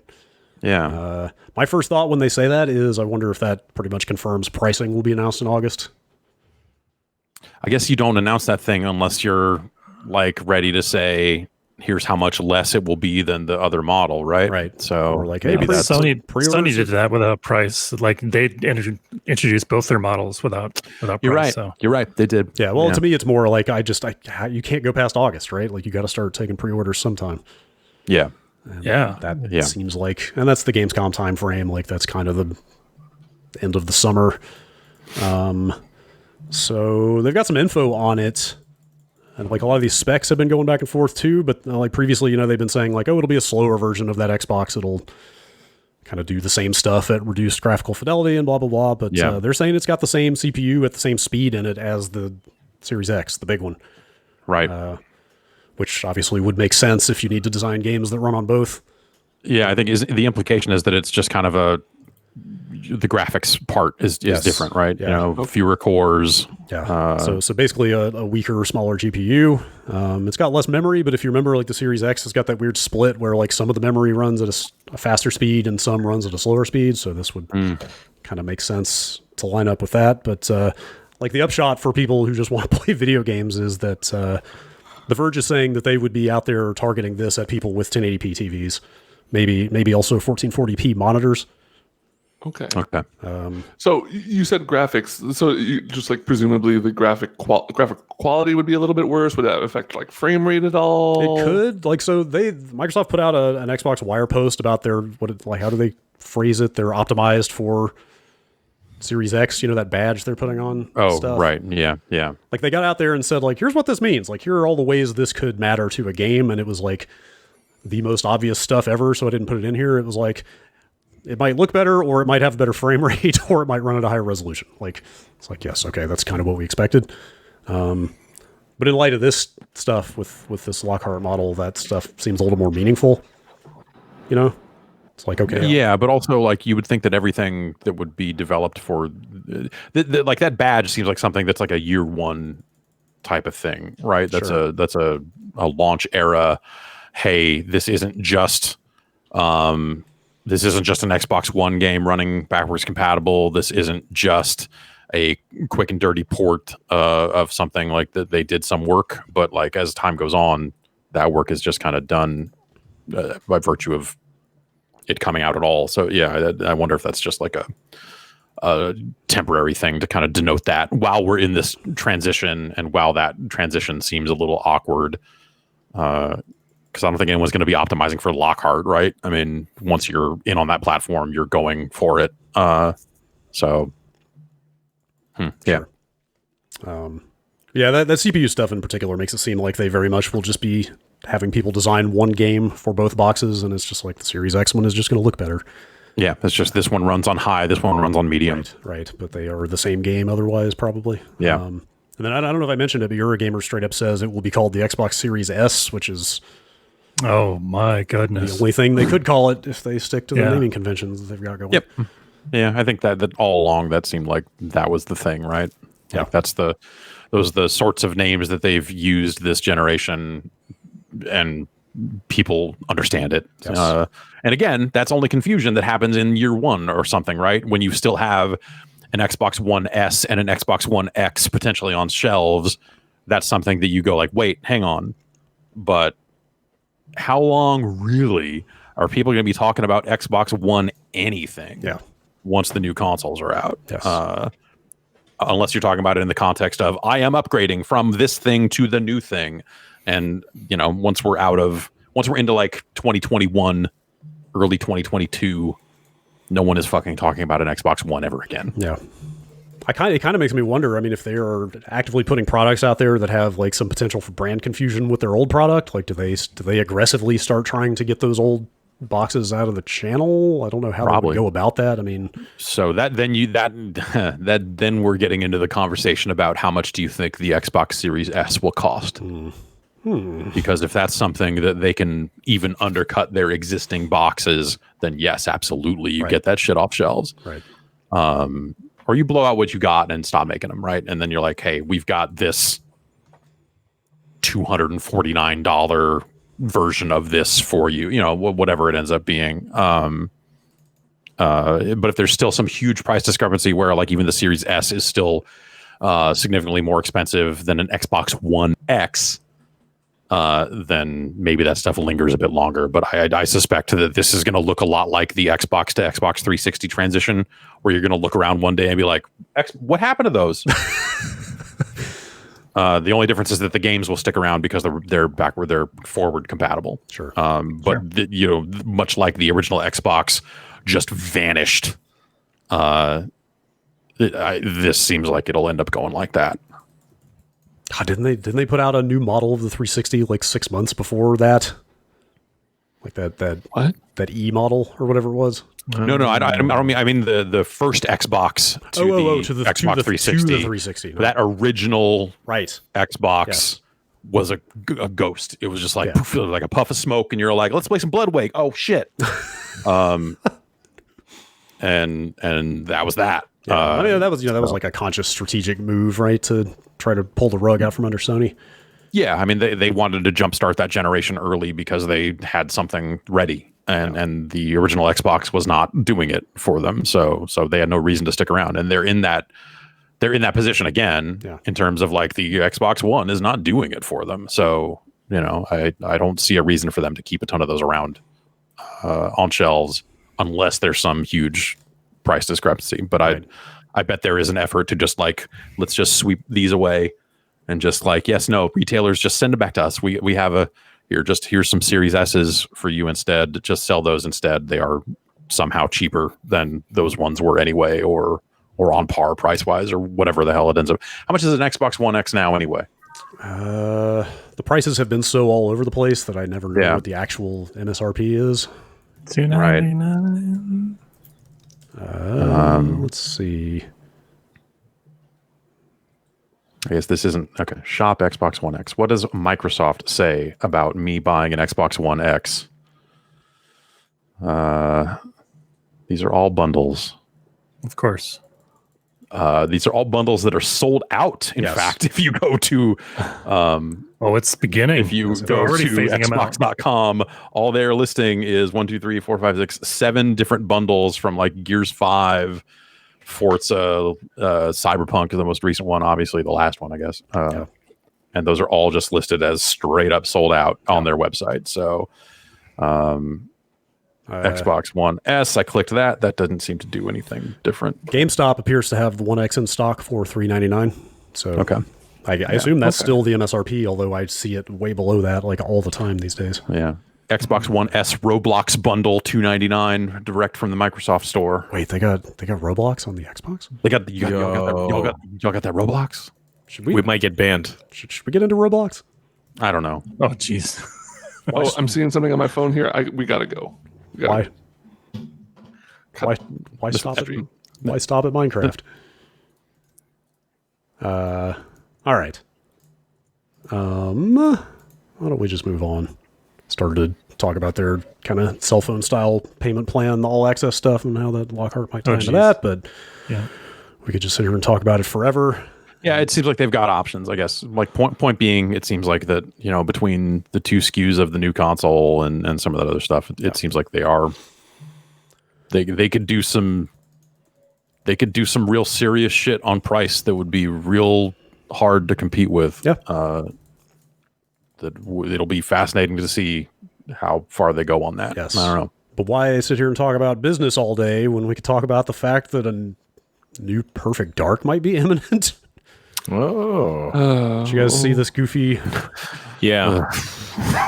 Basically, people discovered Twitter accounts for Fable, and the actual accounts are at Fable and at Perfect Dark Game. And they both had the name placeholder in exactly the same way. Like they looked like they had potentially both been registered by the same people and blocked out in the same way over the weekend. And yeah, Fable registered in March 2020. Perfect Dark Game registered in June. That's this month. I'm trying to think back. Like, how was there not a Fable Twitter account already? Would it have been Fable Game? Right. Or Play Fable? Like, they've definitely put out at least that Fable remake, right? Mala News, baby. Since Twitter was a big thing. Anyway, I don't know. You tell me, how credible do you find the denials? Didn't Microsoft already say it's not real? That's what I'm saying. Yes. Like, how credible do you find that stuff?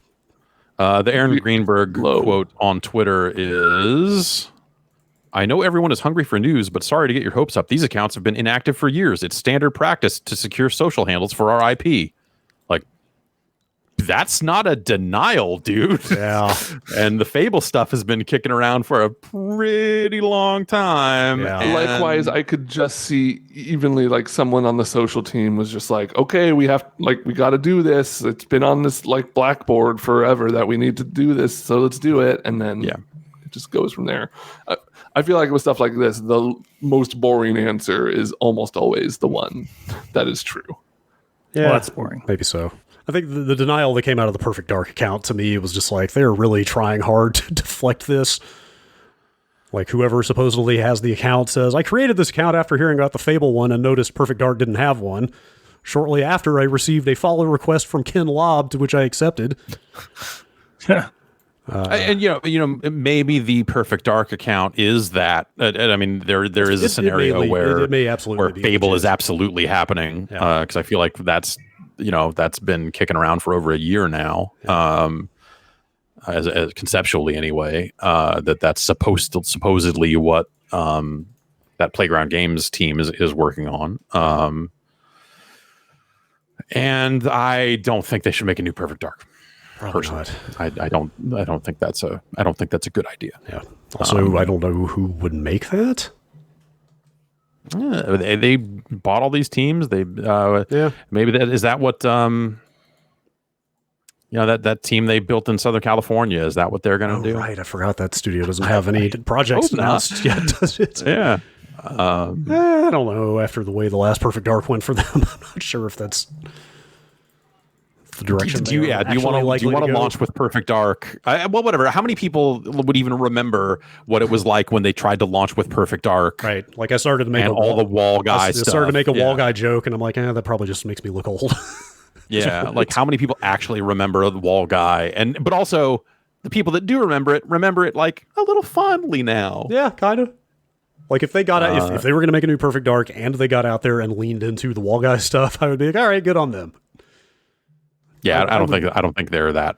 I don't think they would do that. Yeah. What would it even be? What would Perfect Dark 2022 even be? I don't know. First person shooter where you star as a spy lady and it's like another iteration on the GoldenEye stuff, right? But like Perfect Dark Zero was not. No, they super don't. And would you? Would that be the thing you want to make? Is that okay? Let's put it this way. Let's assume that these are launch games. They wouldn't be. They wouldn't all be launch games. All this other stuff. In an era where they are committing to launching with a Halo game, do you also say like, and we've got Joanna Dark is back in a first-person shooter? Like, no, like you Unless don't. Halo Infinite is an infinite array of Xbox characters, and Joanna Dark is in there chilling with Master Chief and Blinks the Time Cat. Okay, now I'm back. Joanna Dark presents Game Room. Hanging That out. I'm in for. Joanna Dark hanging out with her good buddies Zitz, Pimple, and Rash. See, like that's the breath. That is the sentence. That's where Joanna Dark belongs now. Is in the oh my Killer god. Instinct. Look, yes, yeah. Actually, yes. Honestly, yes. Yeah. Did that Battletoads game come out? It didn't. No, Yeah, it did not. It shouldn't. Maybe. Oh, it didn't look terrible. Dude, yes, Battletoads it has never did. been What are you good. talking about? Go back and look at that footage. Go back and look at that footage and tell me you don't think it looks terrible. Maybe it looked like a beat 'em up. I don't know. I would I rather remember play a new standing with PUBG you at than a new that E3 event Battletoads. they had, looking at that Battletoads thing and going like, "Oh man, dude, what? It is so. It looks so slow." Anyway, I just. But maybe they do a Perfect Dark game that's not a first-person shooter. Maybe it doesn't need to be a first-person shooter anymore. Could you do a third-person spy game? Sure. Where you play as a British lady? Yes, you absolutely could. You could do anything with that license. And some people would be like, "I can't believe it's not a first-person shooter," but I don't think that's something I don't think that's something that disqualifies it. But who knows? Indeed. I just, they shouldn't make another one of those. Probably not. I just don't think I think that's not a great idea. Probably not. We still don't have a date for that July event, do we? I don't think we do. I think they're still just saying July. So Yeah. I thought I thought I saw like a rough time frame that was a little more specific than that, but I don't know if that's accurate or not. So I'm getting super curious to see what that is after that PS5 event was so strong. yeah, Also, I could have sworn when they did what do they call it? Are they branding those Inside Xbox? Is that the name they're putting those under? they've had Inside Xbox for a while, but also it's part of what is it like Xbox Vision 2020 or some kind of. They've got some kind of sub brand for the things they're doing, in addition to just calling it Inside Xbox. Yeah. Anyway, when they did the one in May, I thought the idea was for them to do a monthly one, is what they had said, but then nothing. I think they had said, the word that had gone around that I don't know that maybe it didn't happen, or maybe whatever. Today's the 30th, so I guess it didn't. But the thing I had heard is like, IGN's going to have some kind of thing as part of their not E3 stuff that is like a platform focused reveal, and that the Microsoft stuff will be back in July. But they had said at the end of that thing, we'll be back in July with Halo. So they've been talking July for a while, but and I have not been following the IGN stuff. So maybe they did have something. You know what? They did post the actually, I should mention back to that Lockhart stuff. Eurogamer said they had planned to announce the Lockhart model in June. So okay, that could very well have been what that was. I don't know. Maybe that's what that was. They did put out I guess they had this in the last thing, but I saw recently that they used the audio tweet feature to tweet out the new boot up noise. Yes. Which I think they kind of showed that boot up sequence. Yeah, I don't think that was new, was it? No, but I think maybe they didn't say, "Hey, this is the Xbox boot up sequence," but you watched it and went like, "This is clearly the boot up looks sequence like one of the new." Yeah. I listened to it a couple more times. I think it's really good. It sounds. I think it sounds like they are straight up. Someone sat down and looked at a composer in the face and said, "I want something that is going to make people think of the PlayStation 1 and the PlayStation 2. Go." And then someone sat down and fucking nailed it. Yeah. Because I listened to it and go like, "Huh." It evokes that era. Yeah. Even though it's not their era. Sure. It's crazy. It kind of also reminded me of early Windows startup sounds. Sure, a little bit. Yeah. Oh, wow. I guess that's more their era. I guess. Sure. I think it is a solid. Well, those things were all solid around boot the up same time, noise. to be fair. Like those Yeah, you're early right. PlayStations and Yeah. like late 90s Windows. Yeah. They should have just gotten Brian Eno to do all of the system sounds. Yeah. Paul McCartney did those Skype noises. Wait, Oh, Really? are you actually serious? Yes, Paul McCartney did a Skype thing. You ever gone down the rabbit hole of that Windows 95 startup sound? Like, No, did not Brian, quite. like Eno has been That's out a there. fun sentence. Like he said he composed so like they gave him very specific parameters. It was like it had to be 3 point whatever seconds. It had to evoke a feeling of like open-ended upliftingness or whatever. He Yeah. said he did something like 80 something different compositions for that thing. Wow. I would love to just have, I don't know, it's contractually possible, but I would love it if he put all of those out there. You should be able to opt into a branch of Windows that just rotates through those startup noises every time you start it up. I would love to hear. Also, I looked around. They apparently never released a high quality version of that thing. Oh, huh. Like the only one you can get is still that like 8-bit 22 kilohertz one that came with Windows 95. It's the only one that matters. I wouldn't want one that sounds any better. Yeah, I guess. All right. I want to replace it with Start Me Up. That's okay. Someone in chat just typed that at the same time. Like, yeah, if we want Windows 95, They I can do want it. all of it. They could do it. They have the rights. But I want Steve Ballmer singing it. All right. Moving on, there's a report out of Bloomberg, but unfortunately, Bloomberg is paywalled, and I was not able to read the actual story, but I read stories on a couple other sites about the story, which is, I guess, where we're at this point. Apologies to Jason Schreier, but he's got a report. I'm not 100% sure what the original focus of the Bloomberg story was, but it's about that open world Harry Potter game that has been rumored. Oh. What is that, a good awe, a bad awe? No. I know the story now. Okay. Yeah. Yes. You might know where this is going. Yeah. I mean, the story kind of simultaneously confirms that game is still happening. This is the one that's supposed to be in development at Avalanche. Yes, right. The Disney Infinity Avalanche, not the Just Cause Avalanche.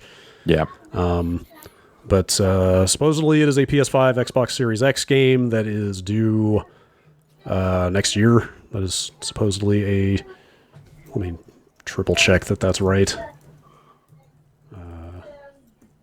Yeah, supposedly it's originally was planned to be revealed like soon, in the next couple months or whatever. Anyway, you may know where this is. Perhaps it will make an appearance at the Fandome. Anyway, the framing of the report is that developers at the studio are increasingly uncomfortable working on that game and being associated with the property as J.K. Rowling continues her bizarre transphobic dissent on social media. Yeah. Fuck J.K. Rowling. yeah. As a fan of Harry Potter, I would line up for those fucking books, and I've been disappointed in plenty of people, but fuck J.K. Rowling. Yeah. I will beef with her. Yeah. And you beef with Danny, beef with me too. Yeah, there we go. That's right. We roll deep here. I got it. No, I'm not. Okay, no. It's gonna pull a knife, but it's just we don't need that. Yeah. Probably not the best Don't time. need that energy. Yeah. What? Oh yeah, no.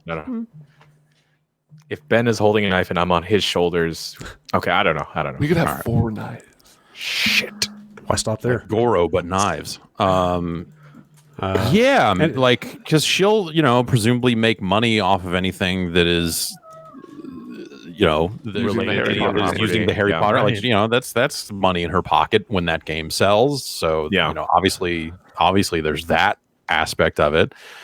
I understand the developers voicing their concerns, but she's been on record as saying transphobic shit since 2014. It's not new. It's not It new. is It seems not like it's new. worse lately, though. Yeah, I mean, she's Especially definitely worse. doubling down, Yeah. tripling, quadrupling, quintupling down on it. Yeah. But I don't know, man. I don't know what the business arrangements are here. I don't know if Warner Brothers is likely to actually do anything about it. Who knows? I mean, hard to there's say. also a couple movies still in production too that may be paused depending on how the situation develops. And also, you know, like it's an open world game, so there might be like microtransactions or subscription attached to it. God, I don't know. It'd be especially unfortunate if those folks, if that game shuts down before it even gets released or whatever, because of how her image is and like her association to the brand that she's created. If like those folks may lose their jobs or something like that. Ugh. Yeah, it's hard to know how that stuff, you know, because does Warner go through with it and put the game out and then alongside that say like, hey, we're donating a portion of sales to here, or I like this may sound very jaded, but I would be surprised if they even went that far. I don't know. Like, you're right. Warner is such a huge old company, and like she's so wealthy and powerful. Like, I could fully expect them to just power through this, banking on like the mass market not even being aware of this. Yeah, sure. Yeah, I think that's the most likely outcome. I saw somebody in chat though just say turn it into Bully 2, which I really like that idea. Just strip it all away. just pull all the magic out, like instant Bully sequel. Yeah. So yeah, I guess this the Bloomberg story mentions there was some footage that leaked of this a couple of years ago, and like they sort of legitimized that footage. They say yes, that was the game. So that stuff's out there, but. It was weird because that footage had leaked around the time that the like the Niantic game had also dropped. Yeah. Or was like on the way to dropping, and people were very confused. Right. That's right. Yeah, hard to say where this stuff will go. I mean, you know, E3. I bought a wand, guys. I bought a fucking wand. What kind of? You mean like a stick? Like what? What was your like thing? Rowan wood. Okay. I don't know what it means, but I know it's a thing. It's like a high-tech wand? Like, did they do the Star Wars Land, like, make your own lightsaber kind of shit? Oh, you had to pay extra for that. Oh, great. Yeah. Oh, boy. You can get I can get you sticks, man, if you want. Yeah, but they're not magic, Jeff. Yeah, no, they totally are. I mean, I could get a drumstick and cut the ends off it so it's not tapered. That'd probably be more useful. Wands are tapered. We could get a drumstick, get some chopsticks, and just do something with them. You know, like I got a tree out front that I got a knife here. I'll get to whittling. For the people that asked, my core was unicorn hair. That's what I was trying to ask. The core. Okay, there you go. Started to ask what your Patronus is. I always figured that about you. Let's just move on. I mean, you are the biggest Gryffindor I know. Oh God, no. That's the nicest thing you've ever said to me, Ben. That's true. Oh, man. Yeah, I guess nobody seems to know quite what's going on with like the kind of planned reveal for this game, with E3 being gone and like the chaos of people. The fandom. It's in August. Right? Sure. The DC fandom. Was that just DC? Yes. Like. Well, I mean, it is Warner as part of it, but so maybe it's just DC. But like a Harry Potter reveal would not be out of place at a DC event like that. I suppose not. I would not be surprised. Yes. Speaking of rumored video games, it sounds like Ubisoft probably has a battle royale game going into beta very soon, like potentially next week. Oh, yeah. Like how widely accessible of a beta? I don't know that has been. It basically leaked. Like it is said to be called Hyperscape. Some concept art leaked out, like a kind of a logo treatment. Some other stuff leaked out on Twitter over the last day or two. They're saying closed beta, actually, potentially for next week. Sci-fi themed battle royale coming out of Ubisoft Montreal. Closed beta next week and potentially a full release as soon as the week after. So I guess this is pretty close. Well, I mean that would be if you think about it, like their thing is what, the 12th, right? Is that right? July 12th, somewhere around there. So that's the name of that is Ubisoft Forward. Is Forward, that right? yes, that is July 12th. So yes, maybe that was intended to be kind of, well, if they're running a closed beta, that would be right. Maybe they, but I'm saying like maybe they go from a closed beta to like wider release as of the press conference or something like that. It's free to download right now. Yeah. Some concept art was tweeted by a Twitch streamer that was then retweeted by Ubisoft's official Middle East Twitter account. So like they don't seem to really be shying away from it exactly. And okay. I was gonna say, or was that like a set of paid interactions that, you know, fired off at the wrong time, or did they change a plan at the last minute, but someone had some tweets already pre-written? Yeah. Anyway, they've launched a teaser site. I guess they're fully just embracing it at this point. PrismaDimensions.com is the website, which is kind of a fake future corporation homepage. That's a way more interesting thing to say out loud than Hyperscape. Yeah. Yes. Although it says enter the Hyperscape right here on the Prisma Dimensions homepage. I don't know. Like I said, it's supposed to be sci-fi, urban themed. I don't know. Are you guys done with battle royales at this point? Where are we at? Take a dip into one more? Is there room for another one? You know, like obviously, like Ubisoft Montreal has been part of some pretty damn popular shooters. So some pedigree there. Yeah. Yeah, I guess like I'm curious about the size of it and the scope of the Scape. Yeah. Because like, didn't Ubisoft Montreal also have like a lot of pet project-y kind of smallish games? I think that's right. Is that where Grow Home came out I of? believe that's right. Oh no. And I think Grow Home came from the former Reflection Studio. Okay. What do they call well, it? what about Ubisoft Reflections?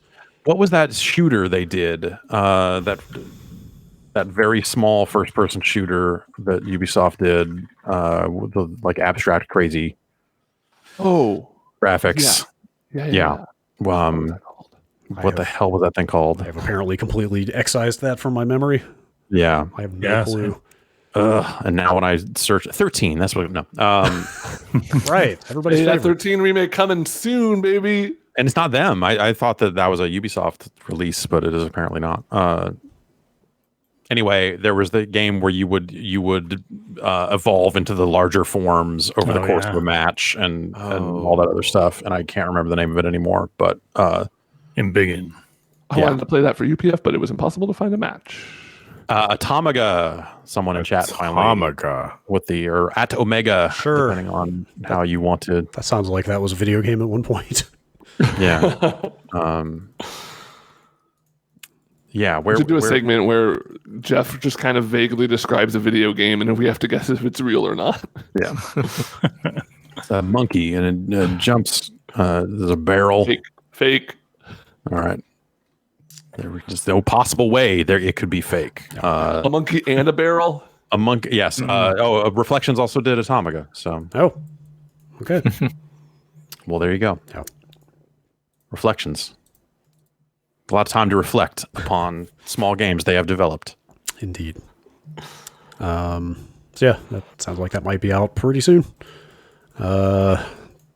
Speaking of games that are out for now, I don't know where I'm going with that. This just happened over the break. I tried to like rapidly get my head around what's going on here, but Crucible, that big Amazon game, big, Define big. right to them. Their big first release. You know, intended to be their kind of big, first debut multiplayer shooter, which is out, is about to go back into closed beta. Oops.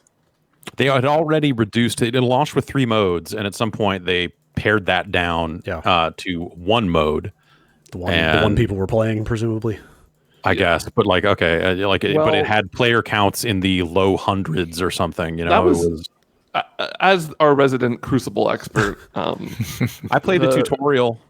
Okay, I played like 3 games, so I'm definitely an expert. That was the weird thing about that game is there were so many modes and they were all different but like really similar, so it was impossible to kind of figure out which was the one to queue for, like which one would have the most people in it, because they weren't like different enough to be interesting. That game was a mess. The game was a hot mess. I played the tutorial and then said, I'll come back to this later and check it out, and then just all memory of it just evaporated out of my brain. It was like, oh, what? Atomiga? What? It was just all of it was gone, and never made it back to it. So I installed it because I saw you guys talking about it. I was like, oh, they're into Valorant. Maybe they'll stick to this too, and this will be a game I can play with people. And then I saw which way it was going with people, and I just deleted it without even launching it. like thinking back to it, well, what did you think of the matches that you got into, Ben? Because I like playing the tutorial. Like I felt like all of the feel in that game was wrong. It was like everything bad. about It was playing weirdly it. Floaty. Yeah. The shooting wasn't responsive. It was like impossible to tell what was going on. You know, it's an ability based thing, and it definitely had that thing of like when you play like an Overwatch like game for the first time, you're going to be overwhelmed with all the different abilities flying at you. You're like, oh, I don't know what's happening, and there's kind of a fun to figuring out those things. But I felt with that game there was just like a lack of visual. There was no. It was impossible to tell what was going on. Like I would just be dead all of a sudden, and like not even be hit by anything. I don't know. It was not good. It was just mostly like a 3-on-3 or like what? That was one of the modes. Another mode was teams of 2, but then you could team up with, if somebody else's partner died, you could team up with them, but then you could also betray them. And I'm like, why would I ever play this mode? Because presumably I'm playing with friends, right? And why would I like ditch my friends in my party to team up with somebody? I don't know. It was gross. This is a weird change. It doesn't sound like that much is changing. It's just like they're taking off sale, and anyone who bought it gets to keep playing it. That seems to be the case. Lucky them. There is a free-to-play version of it on Steam right now. Okay. It sounds like anybody who has already played the game or who does like kind of install and launch it by 9 a.m. Pacific tomorrow will remain in the quote-unquote beta. Like you will continue to have access to it as this beta happens, but then once like past 9 a.m. tomorrow, they will be closing new access to new players for a while. Crazy. It sounds like it's a way for them to kind of more directly gather feedback from people. They talk about, we're setting up a community council made up of beta participants of all playstyles from casual to highly competitive, who we'll be working especially closely with. So it sounds like maybe this is just a way to competitive. Maybe this is just a way to focus feedback from a smaller group of more committed players. And it's a way to take the game off sale and try to salvage it. Yeah. Like, you know, without, you know, because what changes is no one was buying it anyway. So taking it off sale doesn't suddenly change anything. Yeah. It's the artifact treatment. Yeah, it does let them kind of try to pull it back and be like, hey, at least we're not taking money for this thing right now anymore. We don't want to rope new people into this mess. I think this is partially a face-saving maneuver. Maybe. Yeah. I don't know what they thought that game was going to be. Maybe they just. I was going to say they ran into Valorant head on, but in a world where there's no Valorant, I don't think Crucible is suddenly like anything anyone is talking about. So Yeah. like it's more than that. Yeah. I mean, I feel for the developer. Like this can't be easy to put this much work into something and launch it and have it not land like this. Yeah. So good on them. I guess it was free to play. So taking off sales is maybe the wrong term. But Well, they were charge selling for, packages. Yeah, they charge for packs from $14.99 to $49.99. Yeah.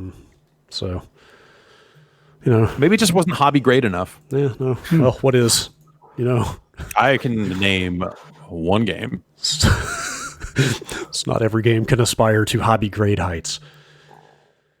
Well, I know one game that very possibly can. No. Whoa. I don't know if that's the reaction I was expecting from Jan. Talk about Pokemon Unite. Pokemon Unite coming to Switch and mobile. They did it, everybody. PokeMOBA. They did It's it. 5 on They did 5. it. Oh boy. I gotta say, I'm a little disappointed in this response. I thought I thought there would be some I excitement here. Did you watch the trailer, Brad? Yeah. I will say that the part where all of the UI elements look extremely League-like were a little concerning to me.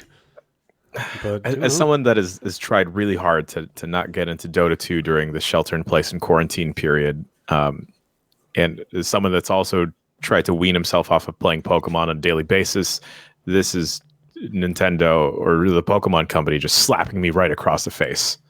Saying, no, you will play this game. If you don't want either, we'll give you both. Yeah. But like, there's a lot of Pokemon, and they do a lot of different stuff. True. You could do a MOBA with those easily. It's like tailor-made for it. I know. Yeah. Problem is, it just doesn't look good. I don't think so. It's not. It looks like a knockoff League skin. It looks like an extremely designed for phones MOBA. Yeah. Which, like, I mean, there's a market I'm for coming those. from a MOBA background, so I'm not going to be interested. But like, it looks cheap. Like I'll say it looks like. Yes, like, if those weren't Pokemon there, nobody would bat an eye at this. Sure.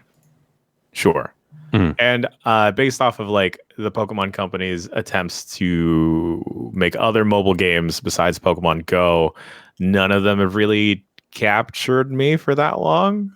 Watch like I haven't really Pokemon pinball in my the mobile games and stuff. Okay. You know, like I don't even remember what it was called. It was like a 3v3 like basic battling game with like energy and stuff. Is that Rumble? Rumble or Masters, something like that. Yeah, I don't know. I'll give it a shot because I have to. I'm inclined to, but I don't know. Look, last week it was you don't Pokemon. get a new Pokemon Snap without there being some kind of other end of that. Exactly. You know, Last week like, there's a toll that has to be paid. Last week it for was us Snap. to finally get. This week it's Unite. You got to take the good. You got to take the bad Pokemon with the good Pokemon. Wait, real quick, just because it came up before, Jan, how are you liking Pokemon Snap? Your first time playing it? Wow, the music in that is great, and also I don't think Professor Oak, who is a scientist, I'm not. Art is very subjective, right?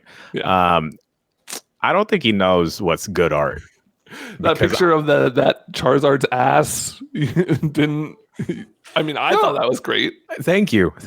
Professor Oak, from what is trending in terms of like my score, he seems to like up close and personal pictures of dead Pokemon. Okay. So what is he using these pictures for? You know. I know. To make his own MOBA? Maybe. Is that what they call it now? Tencent is affiliated with Pokemon Unite. Are they doing the actual development? That's what it seems like. They're too rich to do any development. Yeah. I They think pay other people to do that. I think that's the case. I saw Yeah, the Tencent is affiliated with this in some I saw way. a Tencent Games logo in the trailer. I assume that's who's working on it.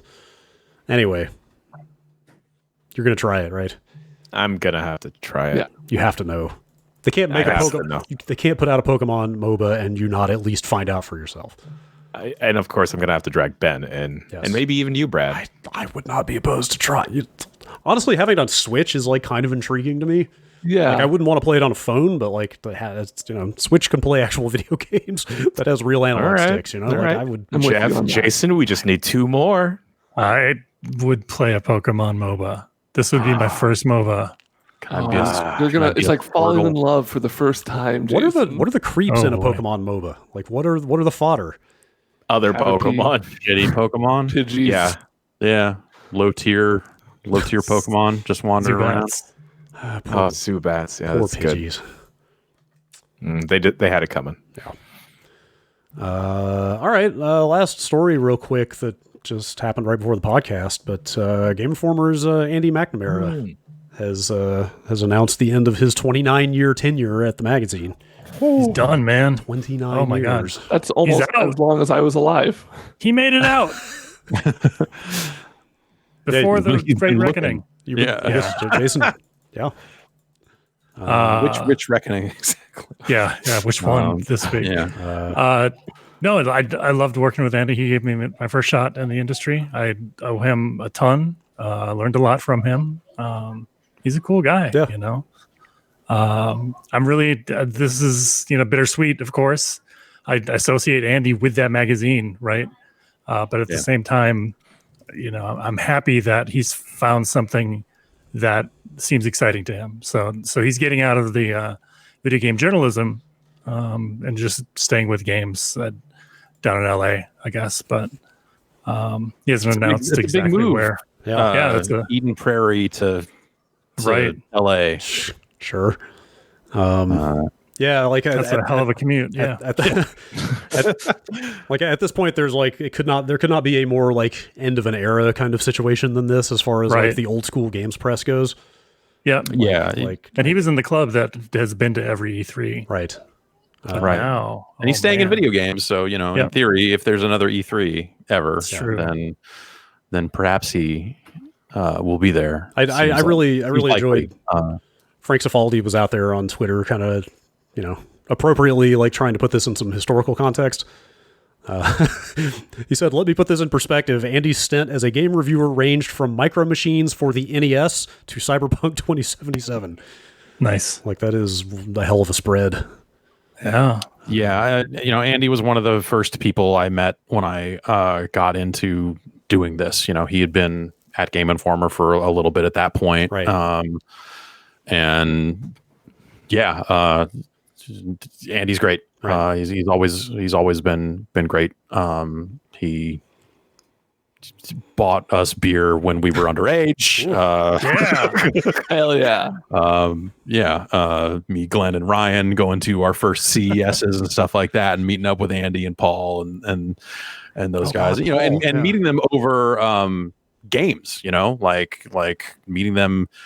The Acclaim party back then had Mortal Kombat and NBA Jam machines just there because they were doing the home versions of those games, and so you would just go there just to play the game. It was like we went to these parties, and like on one hand, it was like, oh man, we're 16 at these parties. We should, and they'll just serve us whatever. But to me, the only exciting things were that they were serving hamburgers that had basketball lines kind of burned into them. And that they had those arcade machines, and like they were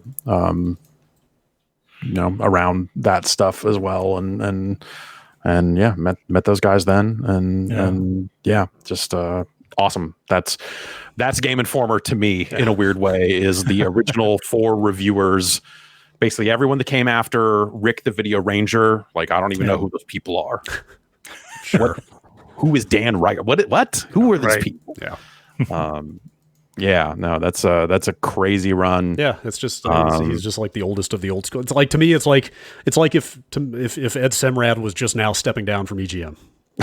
You know what I mean? Wow. Like, right. In terms of a tenure, like freaking basically 30 years of running this magazine. That's you're right. wild. It's not that far off. But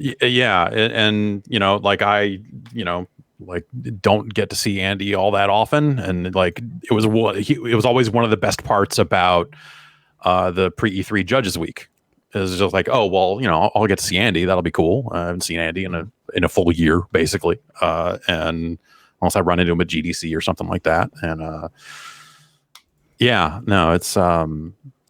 it's crazy. Like he may have been the person who had been doing it the longest at this point. Andy Eddy is still in games, but not in the same capacity. Yeah, on the press. I guess Jeff Green is technically now back in it with his new podcast. Yeah, but I don't know when Jeff Green actually got started. I don't know when his run began. Yeah. So I don't know. It is harrowing, let's say. Oh man. Yeah, the news hit me in a weird way this morning. Sure. There's definitely this feeling of just like, oh shit. Yes, I get it. Oh shit. From the kind of unstoppable march of time perspective, I get it for sure. Yeah. All right, that's it for the news stories. Let's take one more quick break and come back with some emails. Jeff, during the break, we were, I don't know, kind of reminiscing a little bit more about Game Informer stuff.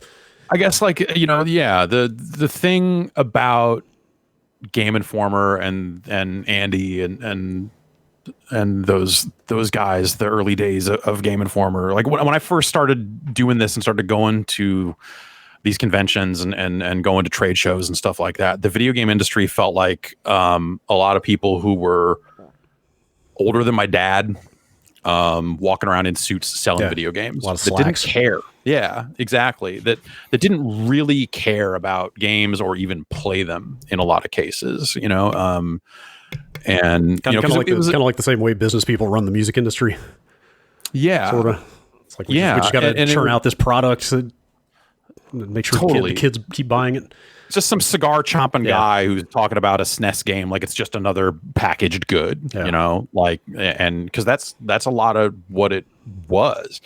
And like Andy and those guys from Game Informer like were, I think, some of the first people I met that just fucking liked video games, that were there and excited to fucking play video games and weren't just like walking around shaking hands and doing all this stuff. Like, you know, they were a little bit older than we were, but not so much. And so it was cool to see like, okay, here's people that are like doing this and just fucking like video games. And that's in, you know, and you mentioned Ed Samrat earlier, and I've never met that dude.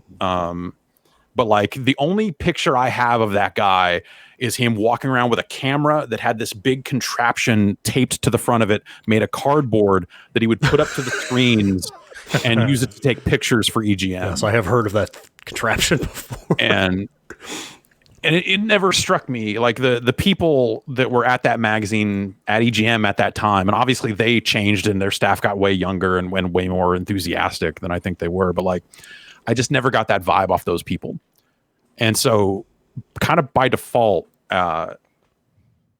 Game Informer immediately felt like the realist magazine of the bunch after kind of looking around at how some of the different publications were doing and stuff like that. And admittedly, I did not know, didn't have a lot of interaction with people from like Game Pro and some of that stuff. But like, they seemed like they just straight up loved video games. It was like, there was that and video games and computer entertainment, which, you know, had that kind of a very different tone. That they were like, they're taking games seriously. It's not to say they didn't like them, but it had a vibe that I thought was also really awesome. But like Game Informer felt like it was staffed by people that straight up loved video games. And that was something that like back then, you didn't run into a ton of that. You didn't run in my experiences in the video game industry through, let's say the mid 90s, or early to mid 90s, is it didn't feel like a lot of the people you met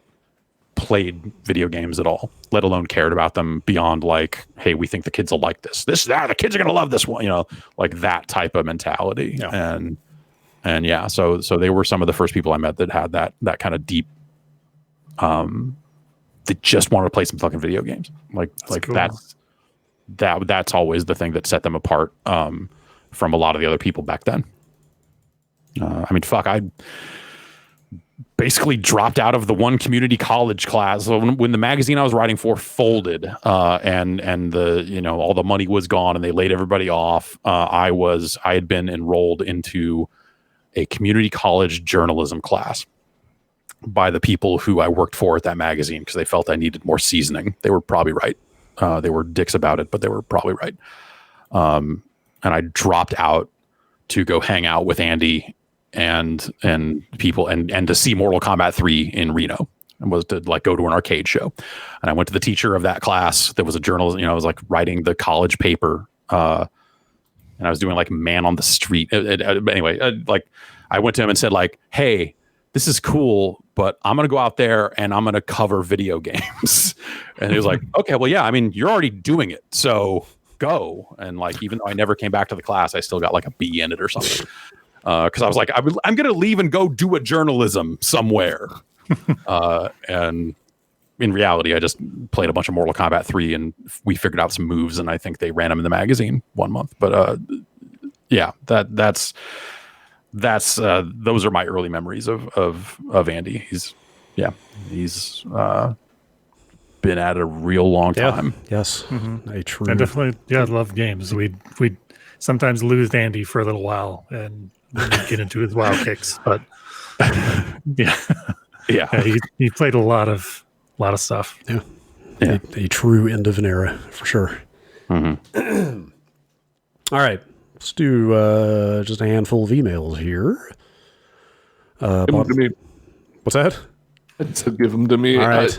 I'm going to blame the delay on that. I think we need to do another clap check just to get all in sync. Okay, everybody want to go on, let's see, 46? All right, there we go. Now we're synced up. All right. Bombcast at giantbomb.com. It's the email address. Stefan from Mesa, Arizona. The mention of Surf Ninjas from last week's episode and Jan's love of Ernie Reyes Jr. made me want to share this story with you. Kwansu. When I was 19, back in 2006, I worked at a comic book store in Chandler, Arizona. We were located at a popular mall, and Saturdays were always incredibly busy. One such Saturday, out of nowhere, Ernie Reyes Jr. came in to buy some comics. He was with a small crew, and they were promoting his new martial arts show on MTV. I was starstruck because of my love for Surf Ninjas, but everyone else I worked with had no idea who he was. Oh. I finally mustered up the courage to talk with him, and after a few minutes, he took a picture with me and even threw the hang loose sign. Nice. The picture has since been lost to time, but he was probably the coolest celebrity I'd ever met. Thinking about Surf Ninjas also brought up memories of Warriors of Virtue. My God. Have any of you ever watched this TMNT ripoff with kangaroos? With kangaroos. Jeez. Wow. No, I don't think so. Jan, I've only ever heard of it. I've never actually been able to seek it and watch. Was he involved? I'm Probably. looking at his IMDb, and I don't. Sounds so familiar. It's not ringing a bell immediately. No. Never heard of it. You know, maybe, I remember that cover, man. Maybe a little homework to take up. I don't know. Do a back-to-back viewing of that and Kangaroo Jack. Plenty of time to look around the internet, right? Yeah, these are just the kangaroos from Tank Girl. Straight up. Finally. Straight up the same kangaroos. I must. I think I have this confused with a different movie about animals fighting. Plenty of those from the era. Yeah. All right. Let's see. Not to keep putting Jan on the spot, but Caleb writes in: is Jan becoming a From Software fan? Now that he's nearing the end of Bloodborne, is he now excited to get into Elden Ring? Not for a site playthrough or anything, just to play on his own time. From a hardcore FromSoft fan, one of us. I try not to play Bloodborne in between the streams, but I'm always itching to play more of it. It's a positive sign. And God, that game's so good. It turns out. Nobody's talking about Bloodborne. I know it's 2020. I think I am. I've been toying around with checking out one of the previous releases, but still kind of being on the fence about which one to pursue after. So like snap judgment. If you just had to say right now which one you would play after this, do you have a Sekiro? Because I've seen Ben play a lot of it. Yeah, I feel like that is maybe the that game is like the Widowmaker of from software games, and that's why I thought Bloodborne was supposed to be.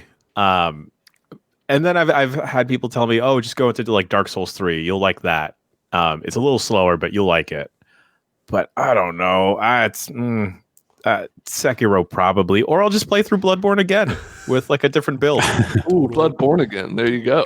Oh my God. I tried after liking Bloodborne. I tried playing some of those games also, and none of them clicked with me the way Bloodborne did. Mm-hmm. What was it specifically? Was it just the tenacity you need to have for Bloodborne to just be very aggressive? Yeah, that's the thing that I liked the most about it was it was very much a game about getting in that ass and it rewarded you for it. Yes. Exactly. If you lose health, you could get it back by being aggressive. Yeah. Right. And I always thought that was cool. And Sekiro is the closest I think I've come to liking one, but I ended up not working out, and the Dark Souls games never did for me either. But yeah, I'd be curious if Bloodborne ended up being more of a gateway drug for you than it was for me. I thought it was going to be for sure.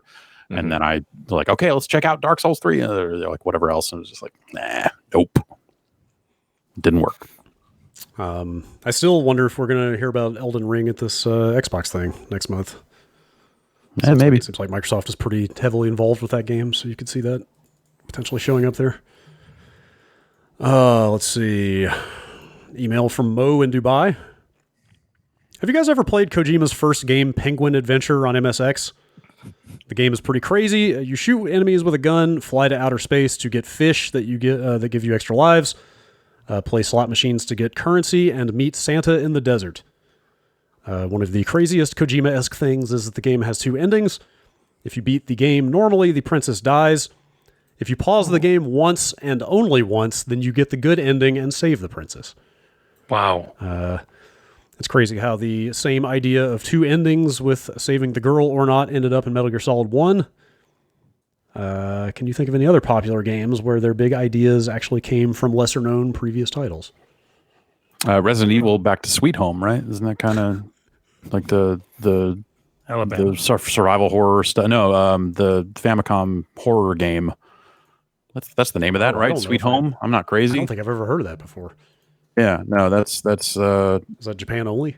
yes, and it's kind of thought of as the the game that would kind of inform some of the Resident Evil stuff. Huh. Yeah, Weird. I've never heard of that game before. yeah. Yeah. This describes it as a survival horror role-playing game, so sure. Yeah. I'll go with Yeah, that. definitely. Have you ever played Penguin Adventure? I have not. I don't know what the state of MSX like emulation is. It's pretty good.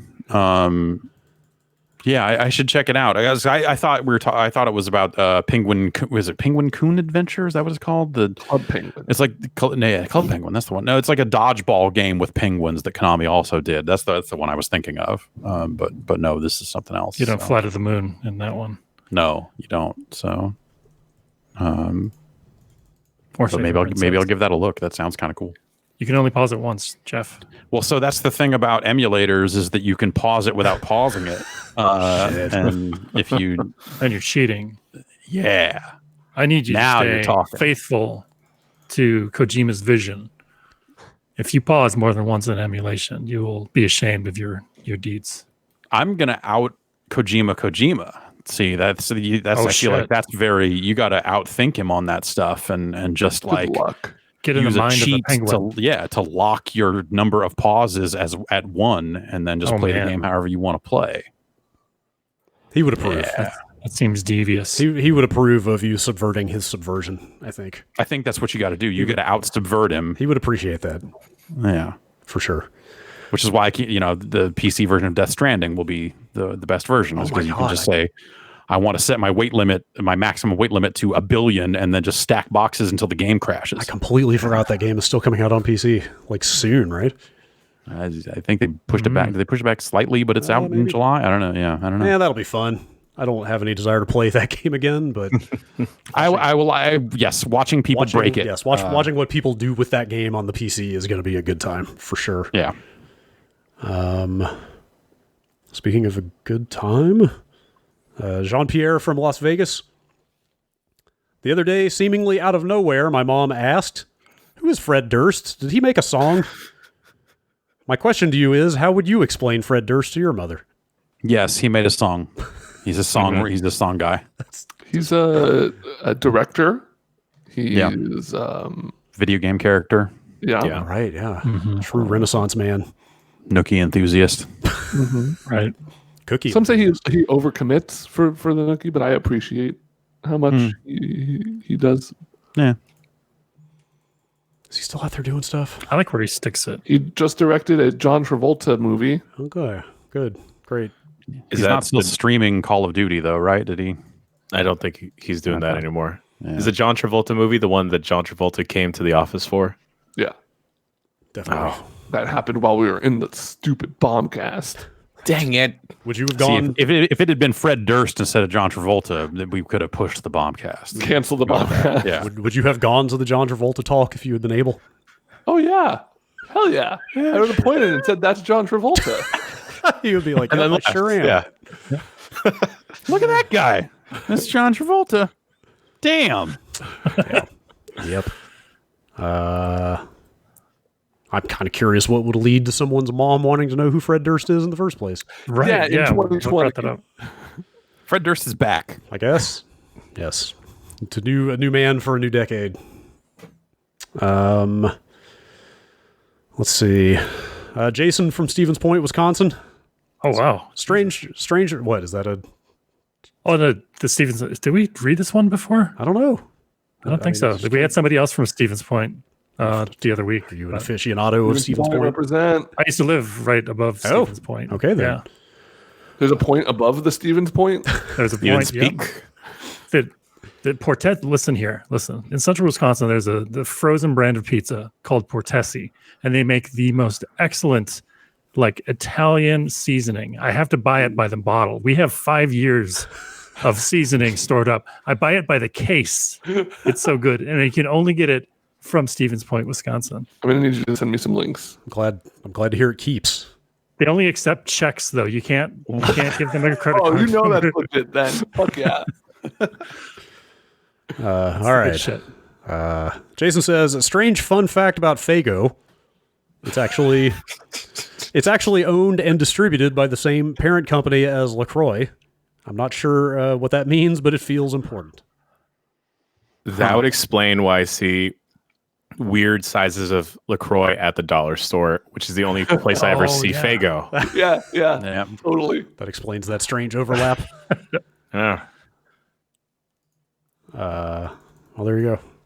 3-liter sodas. Wow. What? Yeah, man. What if you had another liter in there? What if you taped both of those to your hands? Yeah. God. Just 6 liters of soda. Oh, baby. I would just pee myself. Right. Especially like the sickly sweet Fago, like the pee everyone fruit around punch Fago, whatever the fruit punch flavor is. Just this syrupy, just. Blah. Do they make a grape? They make a grape. Oh yeah, They make it great. Seems like grape is something they would be into. Let's see. By they, do you mean the insane clown posse? The Fago collective, let's say. Whoever's involved. Okay. And by Clown Posse, do you mean one of the more credible sources about Corona outbreak information available to us? Yes. Oh boy. Yes, I do. Yes.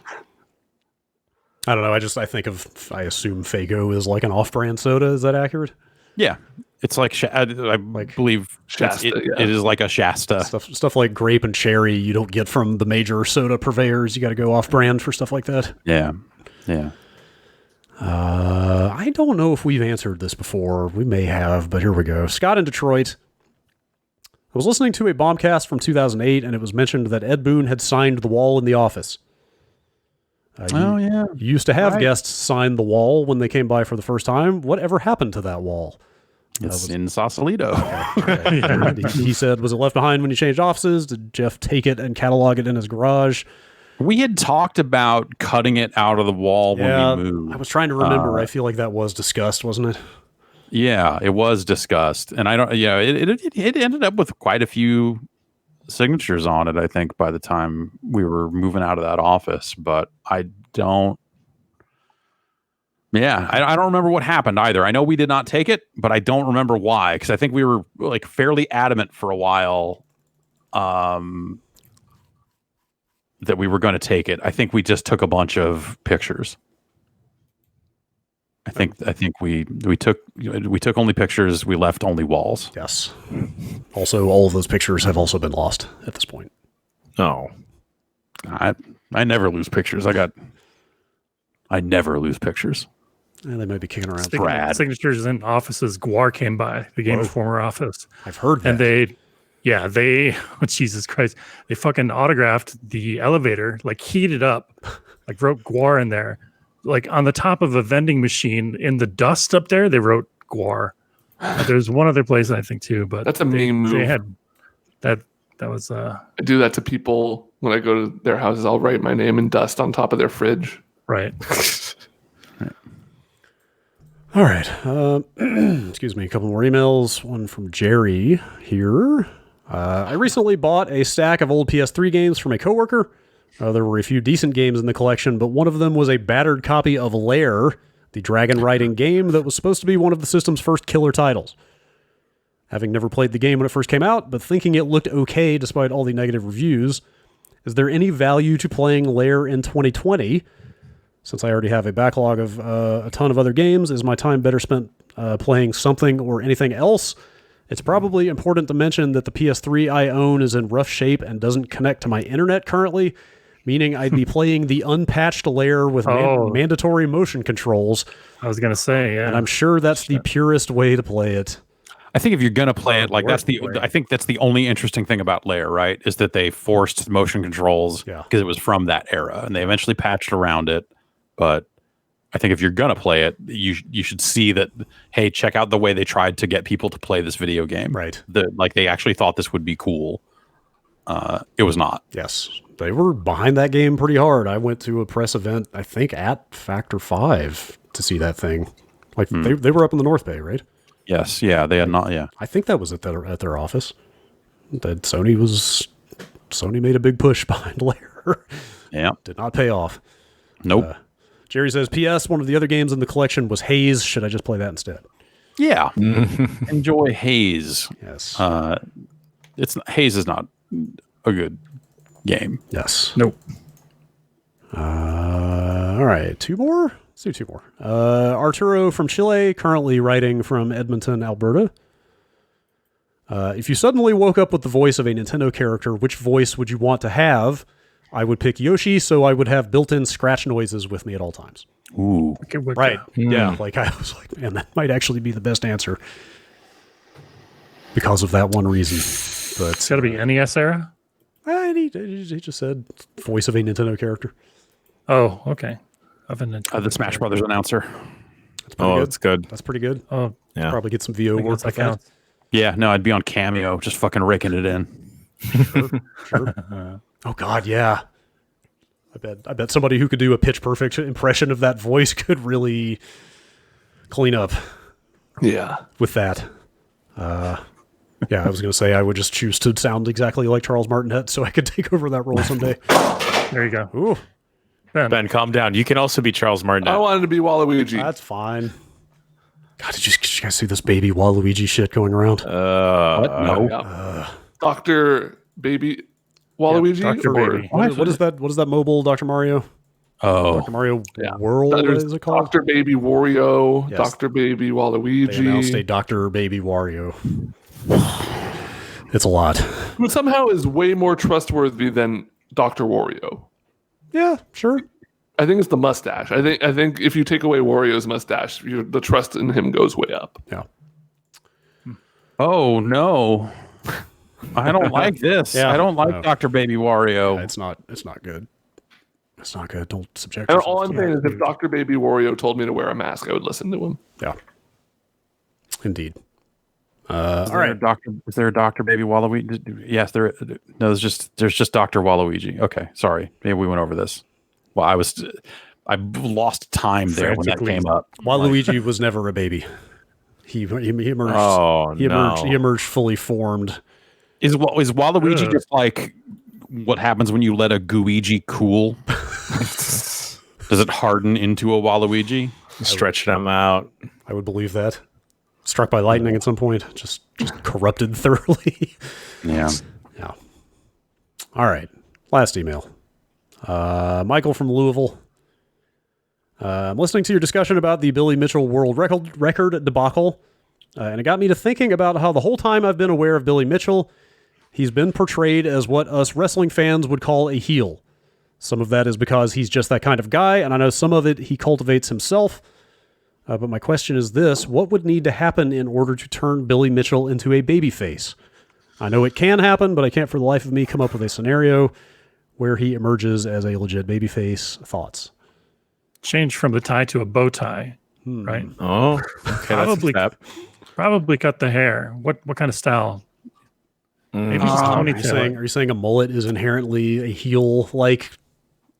Yeah, The way he I think wears you need to it, get rid of the hair, Yeah. Yeah, I think you'd have but to. bow tie for sure. I feel like he'd have to come forward and admit if a record was faked or not, Yeah. or if he was No, emulating no. stuff. Nobody cares about that. No, they care about the bow tie. Yeah, bow tie, especially if it can spin. Okay. I think if they did a film-based version of the story and William H. Macy played him, That's pretty good then casting.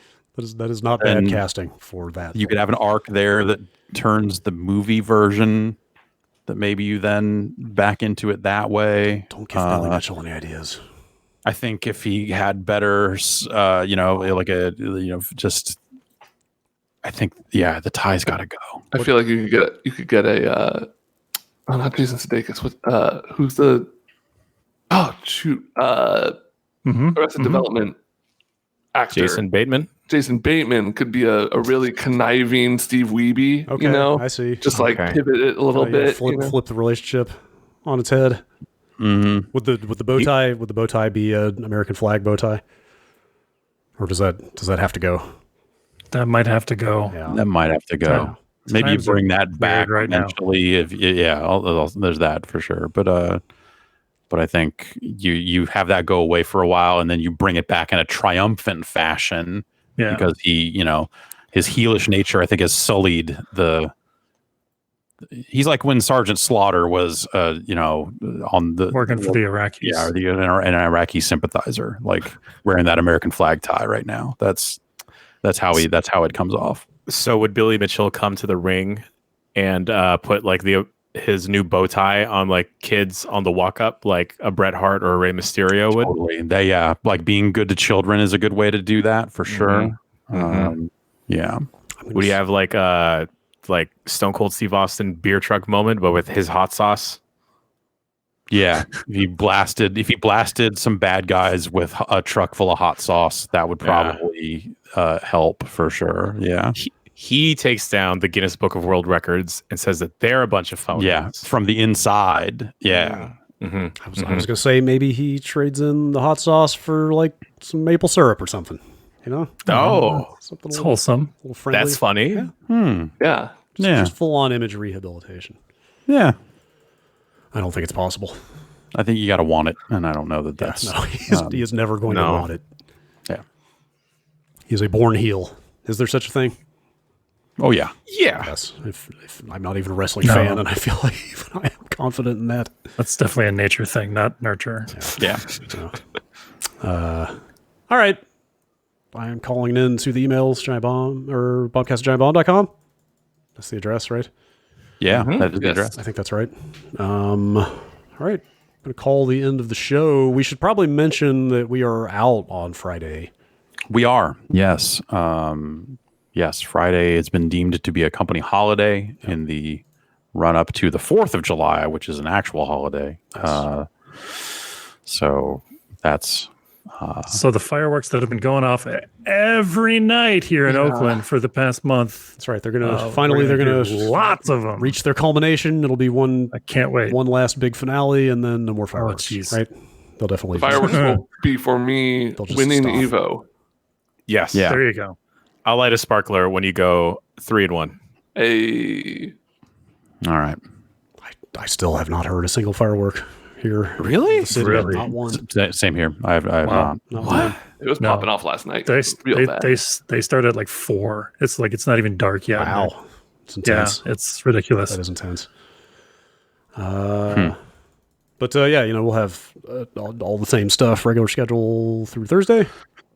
Yeah, we'll be around doing stuff for sure this week. Yes. But no hotspot on Friday, no Minecraft on Friday. Yes. Friday is a holiday. Yeah. But yes, we'll be back with more. Yes, indeed. And more. Yes. And stay tuned after this. Yeah, stay tuned after this for the after show. Okay. Yeah. We'll be here. If you're watching live, stay on the line. That's right. Please. Ben and I are going to get to the bottom of this how to be good at fighting games thing. Whoa. Oh, no. No, I don't know. That's I'm not ready. Okay. I'm scared. You got this, man. All right. Then I'll hang out and just spray compressed air on myself. Yeah. And we'll take some of your questions out of the chat. So that's right. You gotta empty all those cans of compressed air so you can then give yourself license to buy a compressor. Exactly. It's like it's like a can of air that never runs out. Man, that sounds great. It's pretty good. And it's probably not like poison or whatever this is, right? Yeah. If I blow the compressor in my face, it's just a good time. Yeah, you don't get that weird, like, cold whatever it is coming out of there. Yeah. But I like that. Oh, well, yeah, I like that. I like touching the cold can and going, oh, the can is so cold. What if you could just spray your PC with air and never stop and never have to worry about it running out? That's so you're saying I should just leave it on 24 hours a day, keep that case cool and clean? Yes. No dust ever again. I like it. Dang. All right. That's it for this podcast. Thanks, everybody, for listening. Stay on for the after show if you're watching live. And otherwise, we'll see you next week. Thanks. Bye.